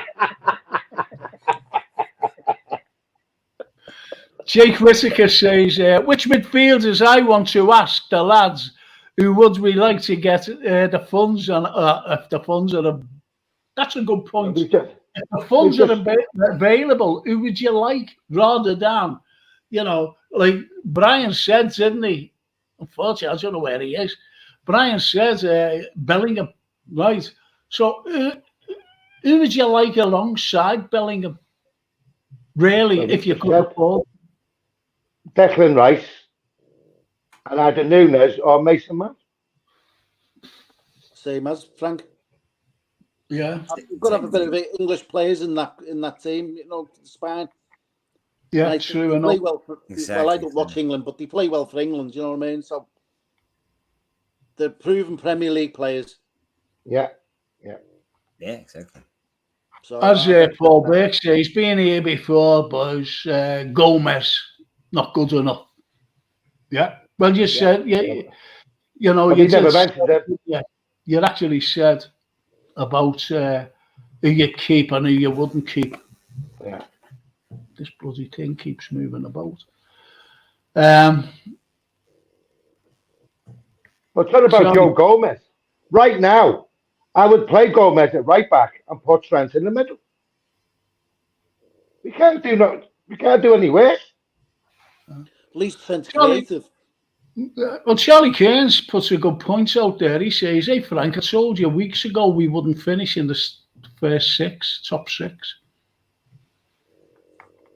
I think top four's gone now. Well gone. Oh, without a doubt. Well gone. Yeah. Went ages ago, there. And that's Paul Burke says. I think that Marios has said the full-backs not getting forward like they did last season. Very good point. And you did make a good point there, Marios, when you said that. Because, they were covered. Why they're not getting forward now is because they're not covered. Yeah. Why Trent is getting so much stick off the fans is because he's not covered. Exactly. And if you look at Robertson's been awful this season because he's not covered, and he's getting found out by being forward. Remember, Mick, when I told you when we were first buying him, right? Yeah. Robertson, this is. And I said, I was talking to a Hull supporter, and he said, he's all right going forwards, but he's always stuck up there. He's always stuck, and the ball comes down, and, we're open. We're open. That's one of the reasons why we were relegated. But there was cover for him at Liverpool, because they had the legs. Yeah. The same as Trent. They were crossing the ball to each other. They go and down, they could cross up. Fantastic balls they were giving each other. And that's how we play, is with the high press, and our midfield was moving up with them. And that's how we were so good, so fantastic. And we noticed in the last few games, Frank, you noticed Trent, he's everywhere by right back. Exactly. He's centre forward, he's left midfield, he's right midfield, he's all over the pitch by a right back. Yeah. There's a good one, lads. There's a good one. Charlie Kane says, people say we don't want oil money, but you buy us in the garage, and that's okay. Yeah. Well, I've never said that. I'll take oil money. I'll take a big Arab coming in tomorrow. No problem. Do you ever remember? Oh, Paul Brian can't get on. Do you ever remember when DIC were buying us? Yeah. And what were fans who were saying we don't want oil money, today? What do you reckon they were saying then? You couldn't buy a tea towel in Liverpool. Oh, they were made up. Yeah. They were made up. So isn't it funny how it's changed? Because they've been brainwashed. What the thing is with FSG, they're very, very good at PR. And they bring their enemies in. Spin. They're brilliant Yeah, at spin. yeah. That's why I call And them the washing machine. They're a washing machine. They spin everything. Brian Fennell, it's the clowns in our fan base who want to argue half empty versus half full. Regardless, FSG isn't giving us a proper serving. What a Without a comment. doubt. Yeah. What Without a a doubt. comment that is. They're not. And when was the last time you see these owners? See the Newcastle owners and the Chelsea owners and the Man City owners. They go to games every week. They're there. Yeah. The part of it there. They're there every week. Where are our owners? Yeah. At Boston Red Sox. Yeah. The only time you see them if we're in the final. Yeah. Or Well, I said that. I said that on. I was mentioning about Mr. Werner when he came over, and he was over there, and he had to have a steward to bring him to the chairman's office, the boardroom. He didn't know where it was. Chairman, and he didn't know where the office was. Can you show me that? Yeah, it's down here, mate. Can you imagine the steward? It's down here, mate. Yeah, just come down, steward right here. Steward right, you'll be all right. I remember the story you told me, Frank, about Ian St. John and John Henry. Yeah. Oh, that was he shocking. turned around to Ian St. John. It's to do with you. Yeah, that was in the bar and grill, and we'd just been on LFC TV. We were doing we were commentating on, or the phone in from the viewers on LFC TV, and then the Saint said to me, "Do you fancy a pint?" And I said, "Yeah." You know, this was after the phone in, and we went over, and we got beat by Tottenham, and they were in there. John Henry and Werner was in there, and. I said to the Saint said, John Henry's over there, and I looked over. There was only me and the Saint. There was a fella at the bar right down. Don't know who he was. And Henry and Werner was over there. I said, I'm going over to him. So I went over to him. And I said, hello, Mr. Henry. And he looked at me. And he said, hello. And I shook his hand. And it was a very limp, no character handshake. I said, we need players. And I'll never forget what he said to me. He said, it's all in hand. And I went, yeah, is it? I said, well, we need them. What's in hand, by the way? And anyway, I turned around and I seen the Saint just standing there, and he was looking over. I said, you see him? Legend. I said, kids are running around in Borneo, the middle of Borneo, with his name on the back. And he went, ah. And anyway, the Saint thought I was calling him over, you know, because I was doing this. And he walked over. I said, this is the legend here in St. John. And he looked at him. And he went, and who are you? Never forget. Well, the Saint did nothing. Who are you? And I just went, that was it. That was it with me. Yep. Because they're not football people, Frank. They're businessmen. Well, Soulboy Friend says, no pace and energy and no tackles going in to win possession back every game now. Yeah. Yeah. Can anyone elaborate on that? Anyone at all? Because there's no confidence in the team right now. There's no anyway. They haven't got the strength to tackle. They all look tired and lethargic. There's only Allison really who come off that pitch and say he's put a shifter. Well, he'd have to, wouldn't he? Because every game we'd be losing about 8-0. Yeah, yeah. Do you think it's mental fatigue as well? Yeah. Yeah, of course. Of course. I think that they all dream of the ending of the season. Yeah. Yeah. You have to think of vacations. Yeah. Let it end like that. Yeah. You can't wait for it to end and see it. No. Neither can I, Tommy. Oh, tell me about it, mate. I bet you they're ordering the drinks in the changing rooms. Well, Stephen Snape says 100% of a 37-year-old's input won't match 100% of a hungry 23-year-old based on durability and stamina. Human physiology dictates that inevitability. And I agree with him, because I dropped on the floor today and I couldn't get up. Couldn't get up. I had to crawl over to the chair and hoist myself up. That's what I was like on Tuesday night with a bang my head. It's shocking. You know, so he's got a point, though, hasn't he? Can't argue with that. You can't argue. You can't argue with that. No, not at all. He's common sense. on. Common sense. Yeah, that's what the fella said to me. He gives 100% Milner every game. I said, "What is end product? No end product." But that's what we were talking about last time, Frank. When you've got Milner, you've got Cavallo, you've got Elliott sitting on the bench, you've got Trent on the pitch. He's bringing Trent off to put Milner on, and there's two kids sitting next to him who can play better, score goals, and last the whole game. What must they think? Exactly. Can I want to ask the viewers here who are tuned in, could you do me a favour and just subscribe? It costs nothing. It costs absolutely nothing.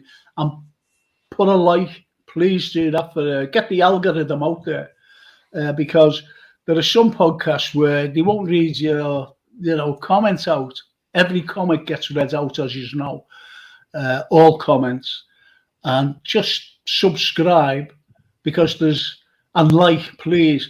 And there's some podcasts that only reads out if you pay, if you donate, and I think that's wrong.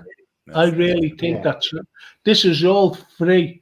So just subscribe and just like, just to get the algorithm out, as I said, and all your comments get mentioned. And Paul Burke, incidentally, says 300 million, not a chance. That's what I said before. We need at least 300 million, 350 to be honest. Jake Whittaker says, I'd like to see Declan Rice, Mason Mount. He can run all day. Yeah. He can run. That's a very good point, actually. But the point you said before, Frank, about we're not going to get money. All we're going to do then is fall further and further behind. Exactly. Football has turned into a very capitalist world. It's like money. It's all about money. And if you don't cash, you have no chance. That's football right now. I agree with you. Hedge fund. It's very different from the 2020 year where we won the championship. It's different. Football is changing with very rapidly. And If you don't follow, you're done. I'll tell you what. Let me go through. I've got a couple of I think they're very good comments, actually. As Jake Whittaker says, I'd like to see Declan Rice, Mason Mount. He can run all day. And a bit further down, and he says, I think it's a cracker this. And that fella from Fulham, mustn't have think of his name.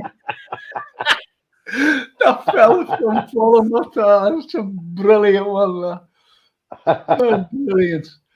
And as Brian Edley says, they are putting off the building work on the Annie Road stand as an excuse, giving money for big signings. Yes, they always say it. But the fans actually say it.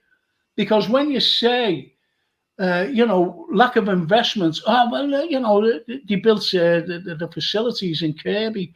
They built the main stand and the building the Anfield Road end. It's our money. We ends up paying for it. Liverpool Football Club, not the owners. Not the owners. They pay for that. It's absolutely ridiculous. And so you're right there. You're right there, Brian Edley. And the fella from Fulham. That's a crack of that. We said that though. Who's that player there? You know, I think we've said it, haven't we, before? Right. So here's the other comment. Hang on, and it's by. Have you got it there? No, yeah, it's up now. You got it, haven't you? Reading glasses. Casido, says Stephen Snape, Casido, Neves, and perhaps a left field choice from another country, perhaps the lower German league. Klopp knows his own country. What do you think of that one? I would suggest. I mean, very very rare you get a top. I wouldn't go in the lower leagues.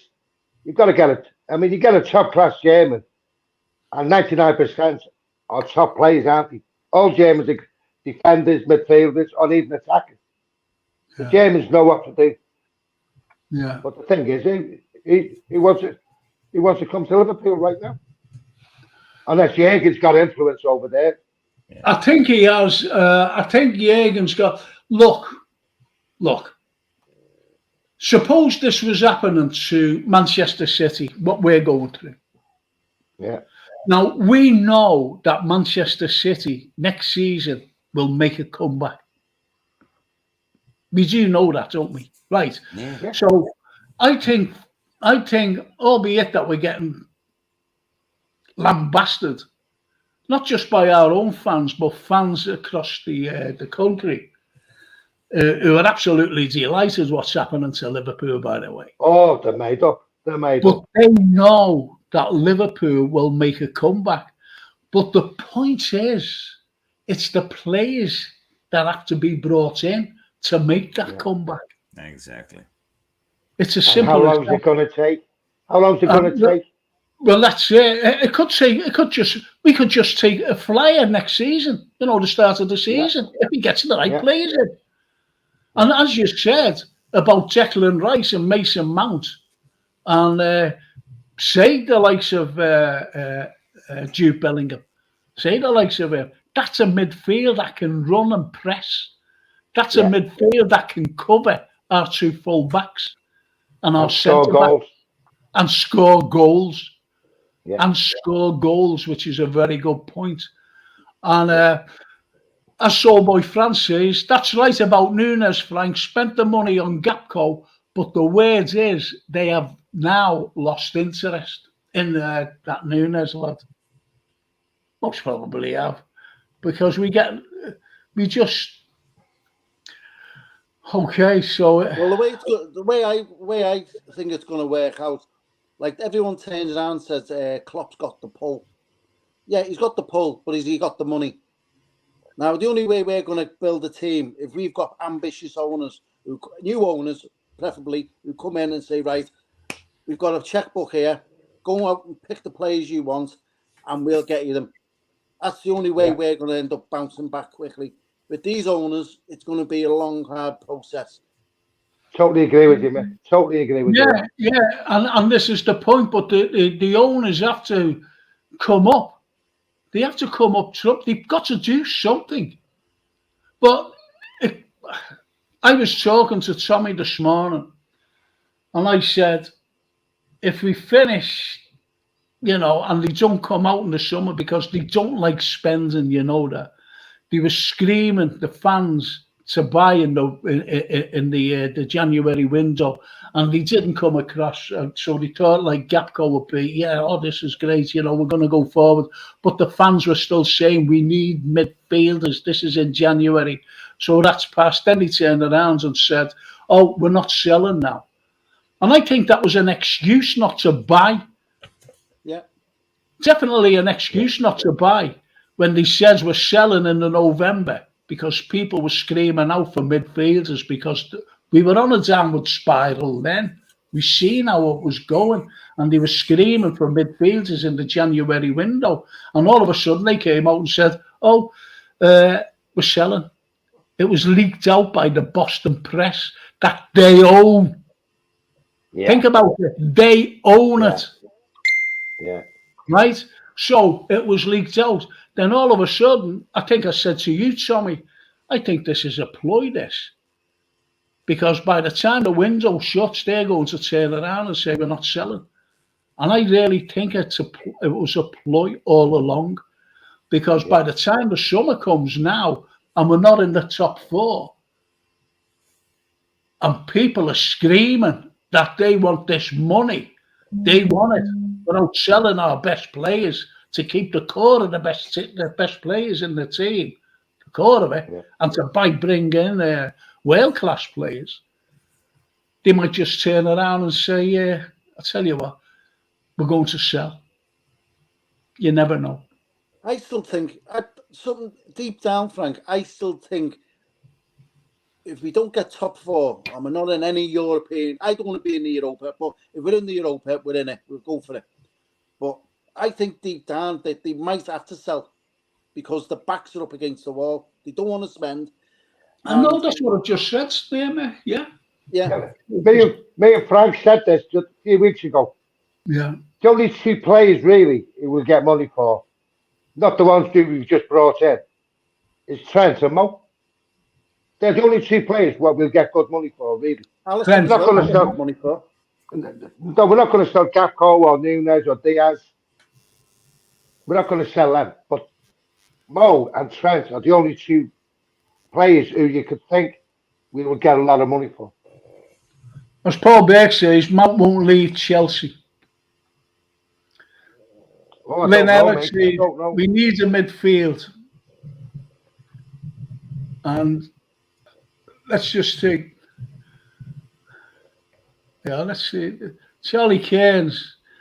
And don't forget, these are all good Reds, you know, these lads and girls who are mentioning the things. He said, there's at least 10 players to go now. No loyalty they have made.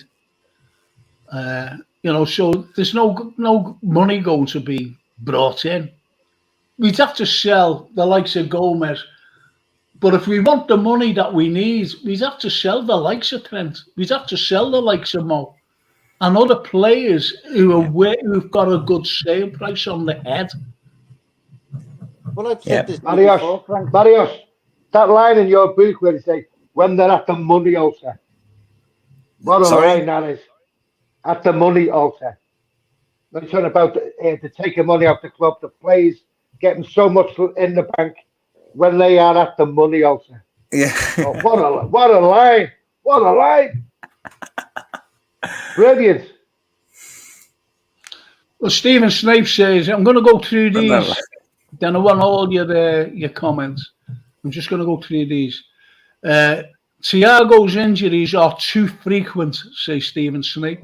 Given an offer for him, Keita, Oxlade-Chamberlain, Melo, Henderson and Milner should all go.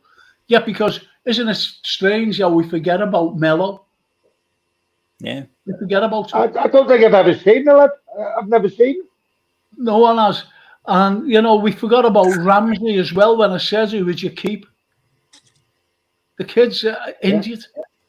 The kid is injured. It's just... didn't he come with a fractured hip or something? I don't know. I don't know what he's got, to be honest. He might have fell out the pram because he was only 16 or 17 when he... Paul Burke said, if he's doing someone out of a shirt, Milner. And he's right. Of course he's doing someone out of a shirt. But the thing is, it's not Milner doing them out of a shirt, is it? Tommy's right. Curtis Jones hasn't grasped his opportunity. Batiček, the perfect example, is leaving him in his wake, and that says Stephen Snape. And he's right. Batiček before in the name of the players. Yeah, but I said them for you, make it all right. All right, Tommy. Well, do you know what? Brian's been waiting for us to come on. I've just seen that. I'm awfully sorry, Brian. Welcome back. I was like, you guys are killing me. Thank you. Yeah. I was like, oh, now you're getting into it. Oh, you're killing me. I was like, Frank, waving players. Well, and do you know what? Jason sent me a message. Jason sent me a message to say that you were there. You were in the room there. But I'm sorry about that. No, it's okay. I was like, guess I'm banished. Okay, but no, Go you're on now, right. Brian. Just go back. Right, go on, Brian, have going your back say to now, mate. that's okay. Well, now I forgot what I was going to say.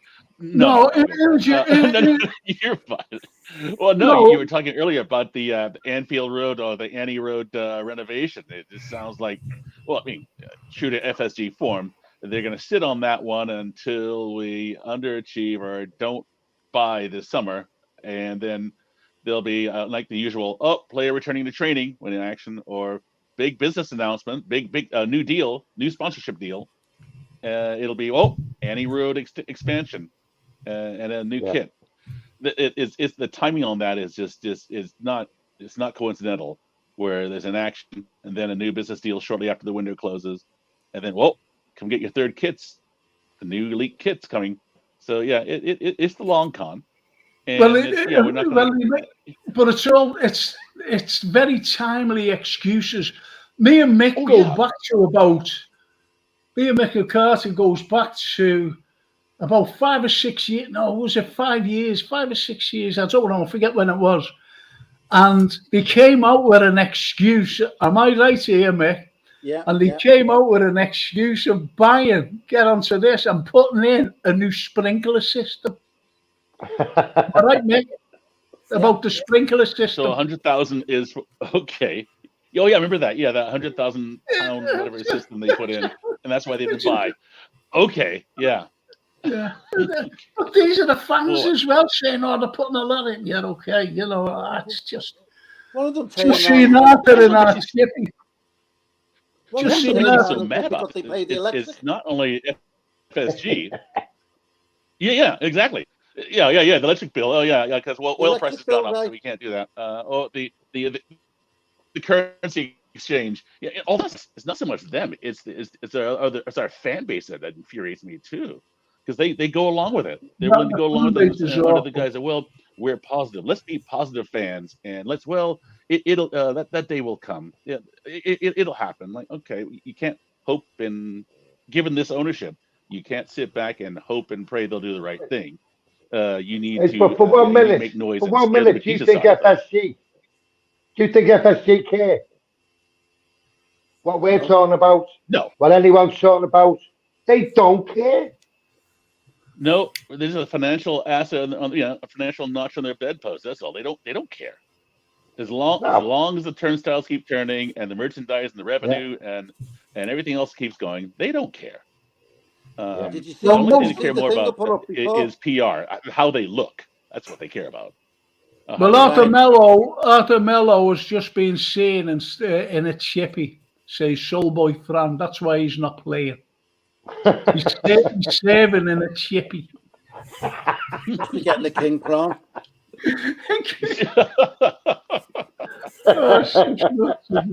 Absolutely nuts. Hey, Frank. The Nando's still closed? Yeah. Okay. Yeah. Frank, did you see that thing I put up on the website? No, the chat thing before? The Converse. No, I haven't been on it. You got this like jacket, all Converse and all that, LFC and all. Looks like a baseball game. Oh yeah. And then the Converse trainers look like hippies used to wear, all colours on it. Now, who's going to go and buy that? Yeah. Well, that's it. It's like a baseball thing. No, it's yeah. Someone meant. I think Stephen. I've seen the post you put up with. Yeah. It's like a baseball jacket, isn't it? You can imagine going to match in that. Oh yeah, it is. Well, I think that's the LeBron influence. You remember he put the dragon on the kicks a few years ago, and the slogan "You'll never walk alone." Like, that's a dragon. That's not a live bird. And then what is it? Dunkin' Donuts, which is absolutely crap coffee. I'll go ahead and say it. Then they had the Shankly Gates for one of their marketing campaigns. Had to pull that. I mean, they don't care. It's just It's just embarrassing. So I saw that Converse kit. It was like, okay, I don't know who'd buy that. No, well, Charlie Cairns, and I'm going straight to Marios about this, and then over to Brian, and you can join in here then, lads. Okay, and it's a very good talking point. And he says, Liverpool people who live in the city cannot be a season ticket holder. Do you think that is wrong? And people don't count. Think about it. This is the city centre. I don't know. They'd rather give them to, I think he's talking about the corporate here for the Anfield Road end. Well, I'll answer that, Frank. Go on. Right. Do you see what's happening now with the tickets? Yeah. If you can't go to the game, you've got a ticket and you can't go to the game, you've got to inform the club. Yeah. They won't allow you to pass the season ticket down to your son or a member of the family. You've got to give that up. So you've got to inform the club that you can't go to that game. They can sell that seat at £350. Yeah. Okay. And they've already had the money for it. Yeah. And they've already had the money for it. So they can sell that seat, which I find is wrong. There should be, I'm not against away fans from other countries coming to the game. Abroad, yes. You've got to let the local kids in. You've got to let have more local. How long's this been going on for, Mick? How long's this been? Because I've used the season ticket, but wasn't mine. And Haley.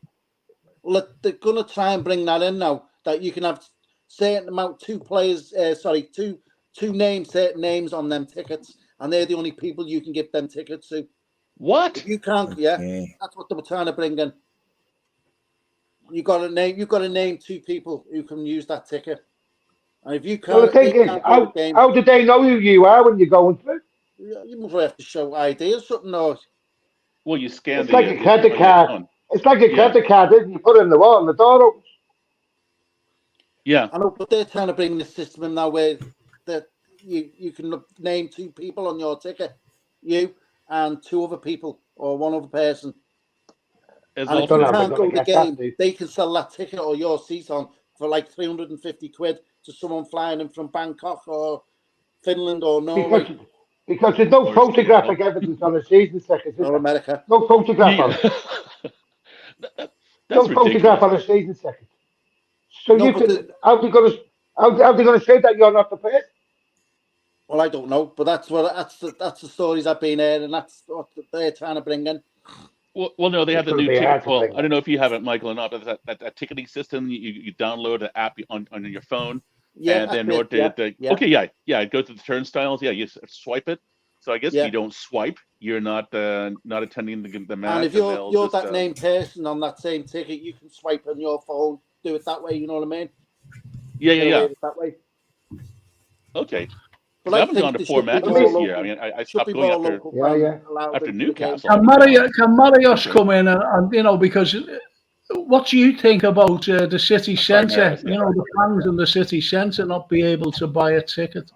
Oh, it sounds really frustrating. Of course, I don't live in Liverpool, so I cannot feel it. But living in Athens, imagining that my favorite club is Panathinaikos, imagining that me as non-season ticket holder cannot be in the stadium. It's really frustrating. I cannot imagine it. It's the club of my city. It's my favorite club. So I have to be there. It's crazy. It's the first time I hear the system how it works. So it's really I'm kind of surprised. Yes, shocked. I have to say. Well, the reason why is, see, they've got 1,000 tickets, season tickets. This is for the Anfield Road to be sold, but to locals. Anyone can jump in and buy them. Anyone. But the other 6, how many is it? 5,000 or 6,000? The other, 6,000. How many thousands is it going to hold the new stands? Is it 6,000 or 7? 7. Well, the other 6,000 is for corporate. I do know that.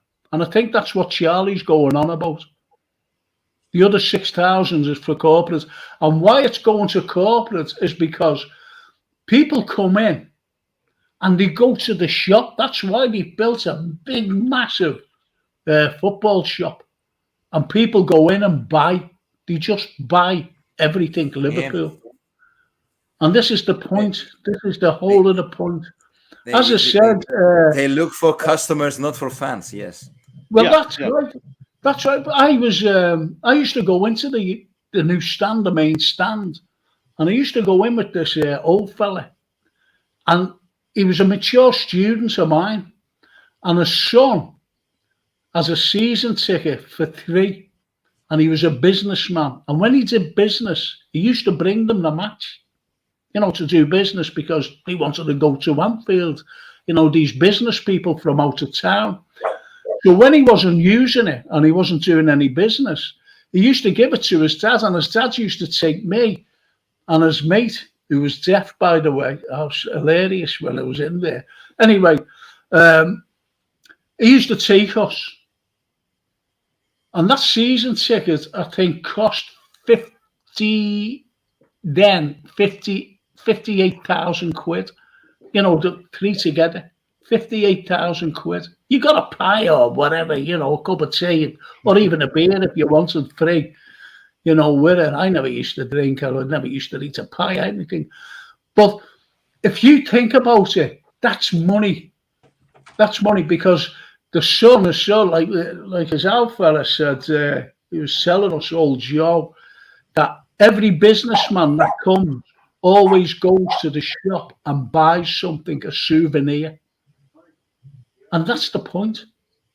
That's the point. You've only got to look at Anfield now, and you see people, and you know who the fans are, the proper, I'm not saying proper, don't get me wrong, I didn't mean to say that. But you know who the Liverpool fans are. And they are the people who don't wear the brand new scarves. And you see thousands with brand new scarves.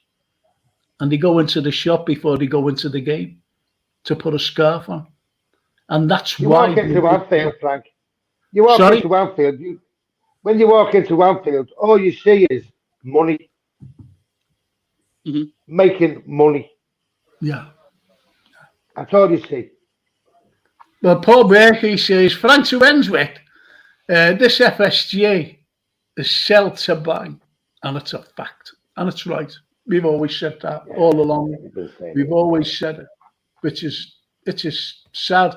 But Alan Davis comes out with a good one here. And he says, thing is, says Alan, thing is, do you want an owner like the one Chelsea have got? Spends money and treats the game like it's a fantasy football by buying anyone other teams are after on 8-year contracts. Now, who's got an answer to that? Go ahead, Brian. Okay. At least he's investing in his club. Exactly. At least he's spending. And that's the biggest conflation. Now, the biggest problem here with our fans here is they think, well, passion or investment in the club automatically means breaking out a war chest and breaking the bank. Again, we can go look at Benfica, Rennes, look at some of the Red Bull clubs or whatever. They're all investing in their scouting and development. So you don't have to go spend hundreds of millions of pounds or 100 millions of euros for the next shiny object. They scout it. They scout it on and they find the players early, and they develop them in house and then sell them on. I think I saw that thing was at Benfica the last few years. They spent 65 million, and they've sold for 300 some odd million. So again, but it's like Dortmund. Dortmund, exactly. Dortmund, that's exactly the model. The same. It's a mirror image of Benfica. Yes. And these owners have been here since 2010 and 2011, and they talked about they wanted to augment, or they called augment through the window, but develop in house. They haven't done it. They've done. It's been a hodgepodge of both. They haven't spent on development, or they buy these little kids and send them to lower divisions to develop, then sell them on, and they buy scratch and dent. Who has the most injuries? Who has some potential? Okay, let's buy them. So it's very simple. Either commit to development and scouting development in Kirkby, or go to the market. But stop pretending to do both. But don't forget, years ago, most of our best players come from the lower league. Yeah, that's Yeah, What fine. we brought them through. I was saying that the other day, to be honest, Tommy, and you can't go into the lower leagues anymore. No, you really You can't now, no. not to stay at a level. And Yes. my point on that is what Alan says. You know, he makes a good point, but the point is he's spending, and he's not treating it like fantasy football because he's getting advice. He hasn't just come over from America, Tom Bowley, and just gone, I think I buy in, I buy it. He's getting advice, and keep them under contract. Yeah. Keep them under contract so we won't break the rules. Keep them under contract. Keep them, and this will make a great team if we get the right manager.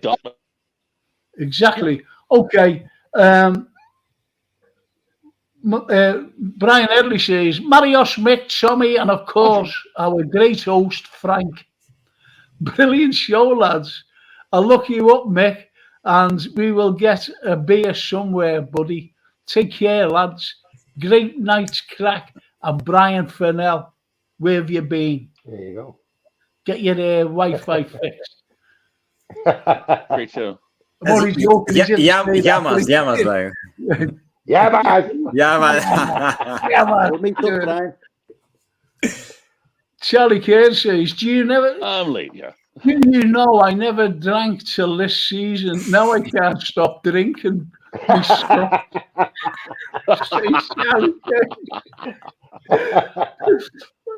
Brilliant. I love Charlie. Epic. Charlie. Epic. And Jake Whittaker says, hang on a minute, if I put an extension on my house, it's just investment for when I sell it. FSG could have created dynasty after 2019. They're going to walk away with $3 billion from our football club. Oh, yeah. Oh, yeah. I think they'll walk away with more, to be honest. I think I hope they take James Milner with them. Well, the money James Milner's made over the years, I think he could afford to buy the house. He's probably one of the buyers. Yeah, he's probably. That's why they don't get it. Deferred salary. And he said, good night, fellow Reds. Another great show. You'll never work alone. That's lovely. Thank you, Paul. Good night. Stephen Snape, the new sprinkler system was to extinguish the complaints about lack of signings on the pitch. Watered down commitments to the club.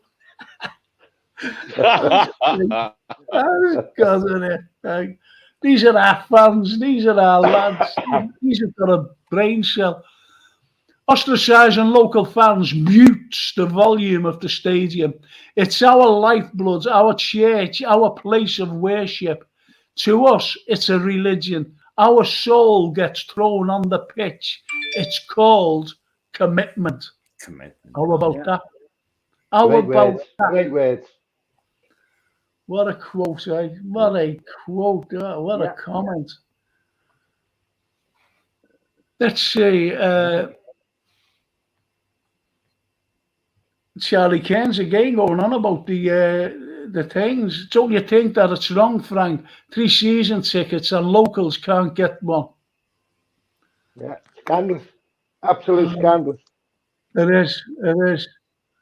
And he says, good night, Frank, and all the gang. Going for a drink. Don't let the bed bugs bite. Good night, Charles. What a fella. Night. Alan Davis, the points are also about having owners like Chelsea. Klopp wouldn't be in a job now. What do you think about that? Well, right, what's happening now, I think he could be right. Yeah. Well, you've got to look at what he's done. You know, this season has gone bad. And I think if an owner like him, I think Klopp would say, this is who I need, this is what I need. We don't need a lot of things. We don't need we just need bink, bink, bink, and bink, bink. Get them. and he would have had them. And that we would have been fixed for next season. We would have been fixed for next season because he's the manager to put things right. Jurgen Klopp. Yeah. You know what he can. Like Potter was never right for the job there, was he? No, Potter. No, we even knew that before Bowley came in. Yeah. I don't think Frank was never meant for that job. At the end of the season either. He's walked away with £15 million, so he's all right that way. Yeah. Not bad for 6 months' work, is it? No. So listen, lads, and I'm going to go straight to Tommy Batty. All right, Frank. Great to see you.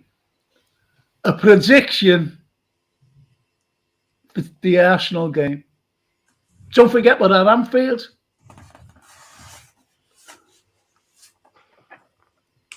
I think we'll get beat 3-1. Oh. Boom. All right, so I'll go to Mick. I think we'll get beat 2-1. Oh.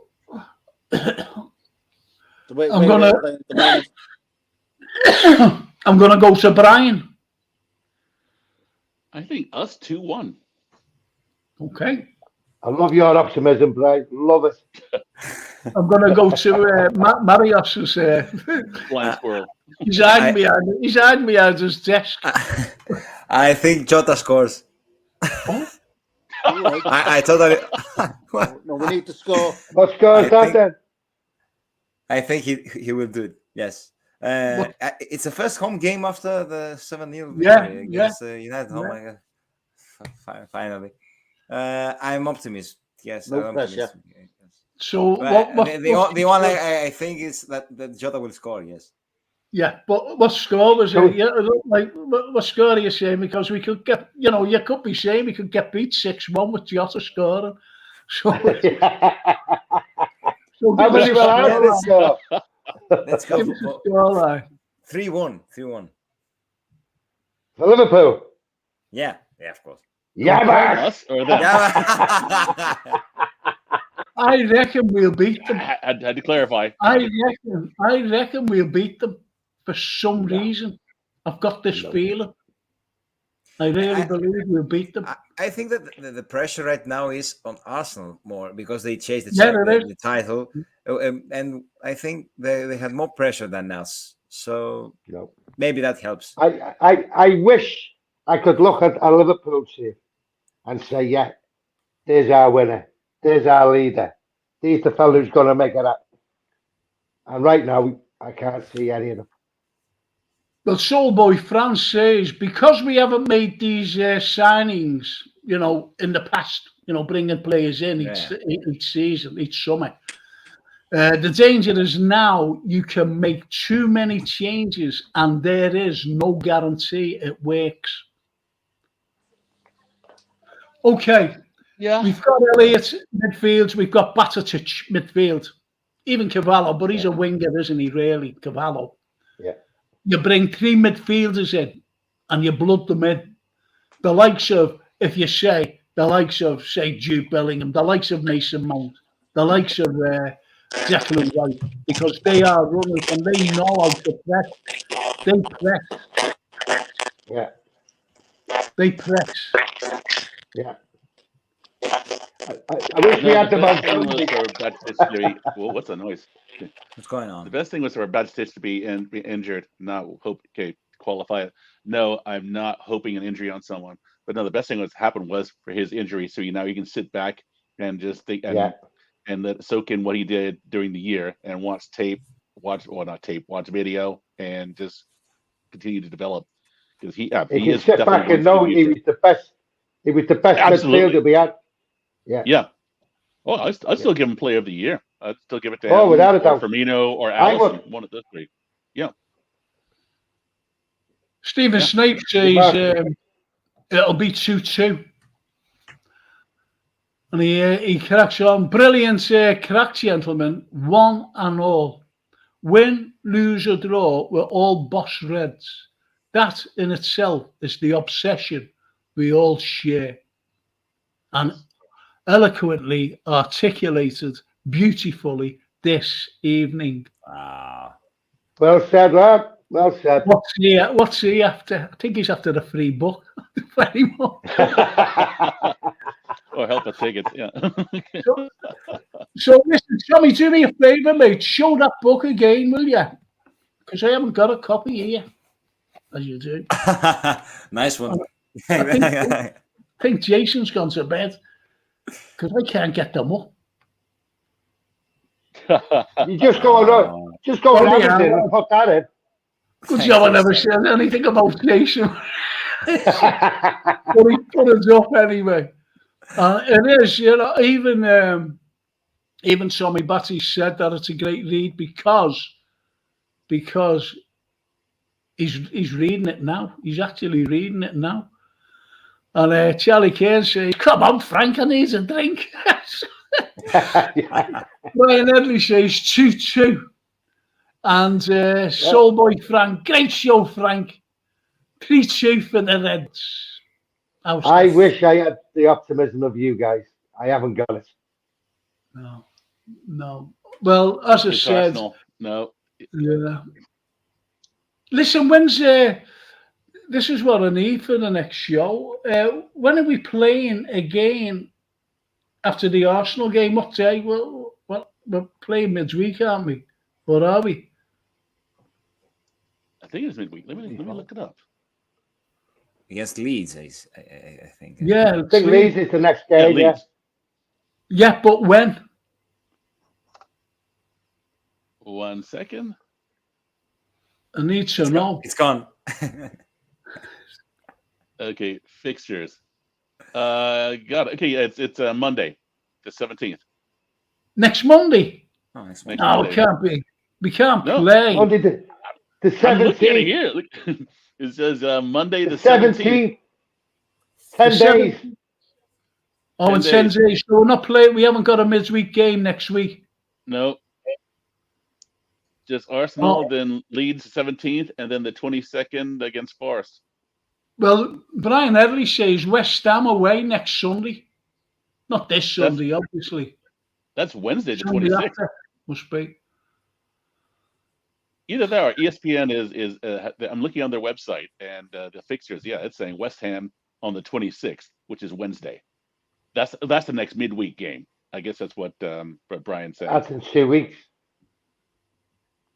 Well, next week, if Marios is okay, I'm going to bring on George Scott as well. Yeah. And are you all right, Brian? I want to meet him. Tommy, Yeah. are you all right? Let me know. What day? Yeah. What day on the Tuesday? I'll let you know. It'll either be a Tuesday or a Thursday. What day suits you? What day suits you, especially for Brian, because he's got the mad hours. Thursday? Yeah, Thursdays are better for me. Sorry. Right. Okay. Well, I'm going to ask Marios. Yes. Marios all right Thursday? Yeah. Thursday. Okay, we Tommy. Well, Tommy's there anyway. I got. Let's just check my diary.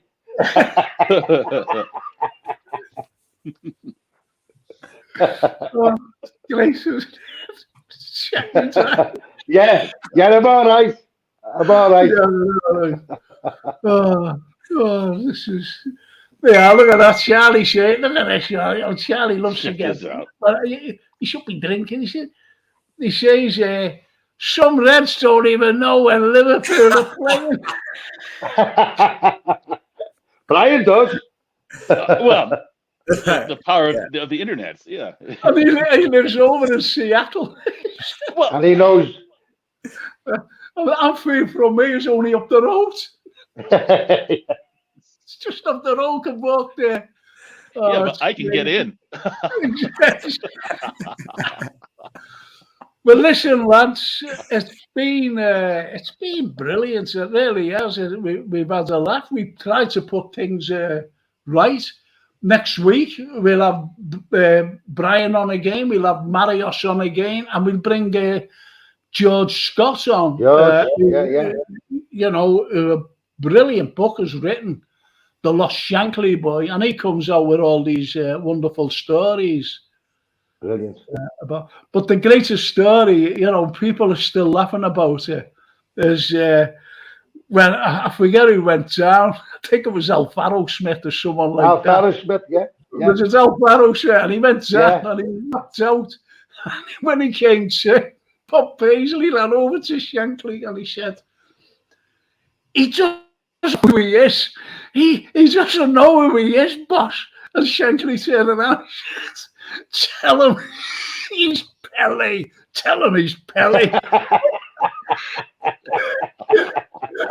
You can't get any better than that, can you? Tell him he's Pele. Tell him he's Pele. Oh, good. So, yeah, and even Brian Edley, he just stays there, he stays with us. And he just said, Pele. Well, anyway, lads, thank you so much. I've just got to... Thank you. I'm going to watch the end of the Masters. My fella's in the lead, Victor Hovland. Victor Hovland's in the lead. Yeah, great. Oh, brilliant. Yeah. So I've got a great guest on as well next week. It's a lad from Singapore, brilliant red. An unbeliever, all the way from Singapore. So he'll be on with us. So listen, have you all enjoyed it? Really? Absolutely brilliant. Great company. Yes. A great host. Cheers. Yes, great company. Yeah, absolutely. Thanks. And I can't turn off, Jason will have to turn off. You know what? I wish we were all in the pub now. Yes. With Charlie Kane. With Charlie, Charlie, we made up all in the pub. Yeah, the current. Anyway, yes, absolutely. Yeah. That's it, boys. Listen, I'll have to try and turn you off. All right, Frank. Send me first because I will watch the Masters.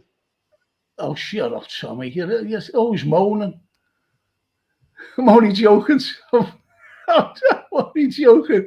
I'll see you next week, boys. See you next week. Ciao, video. Ciao. Ciao.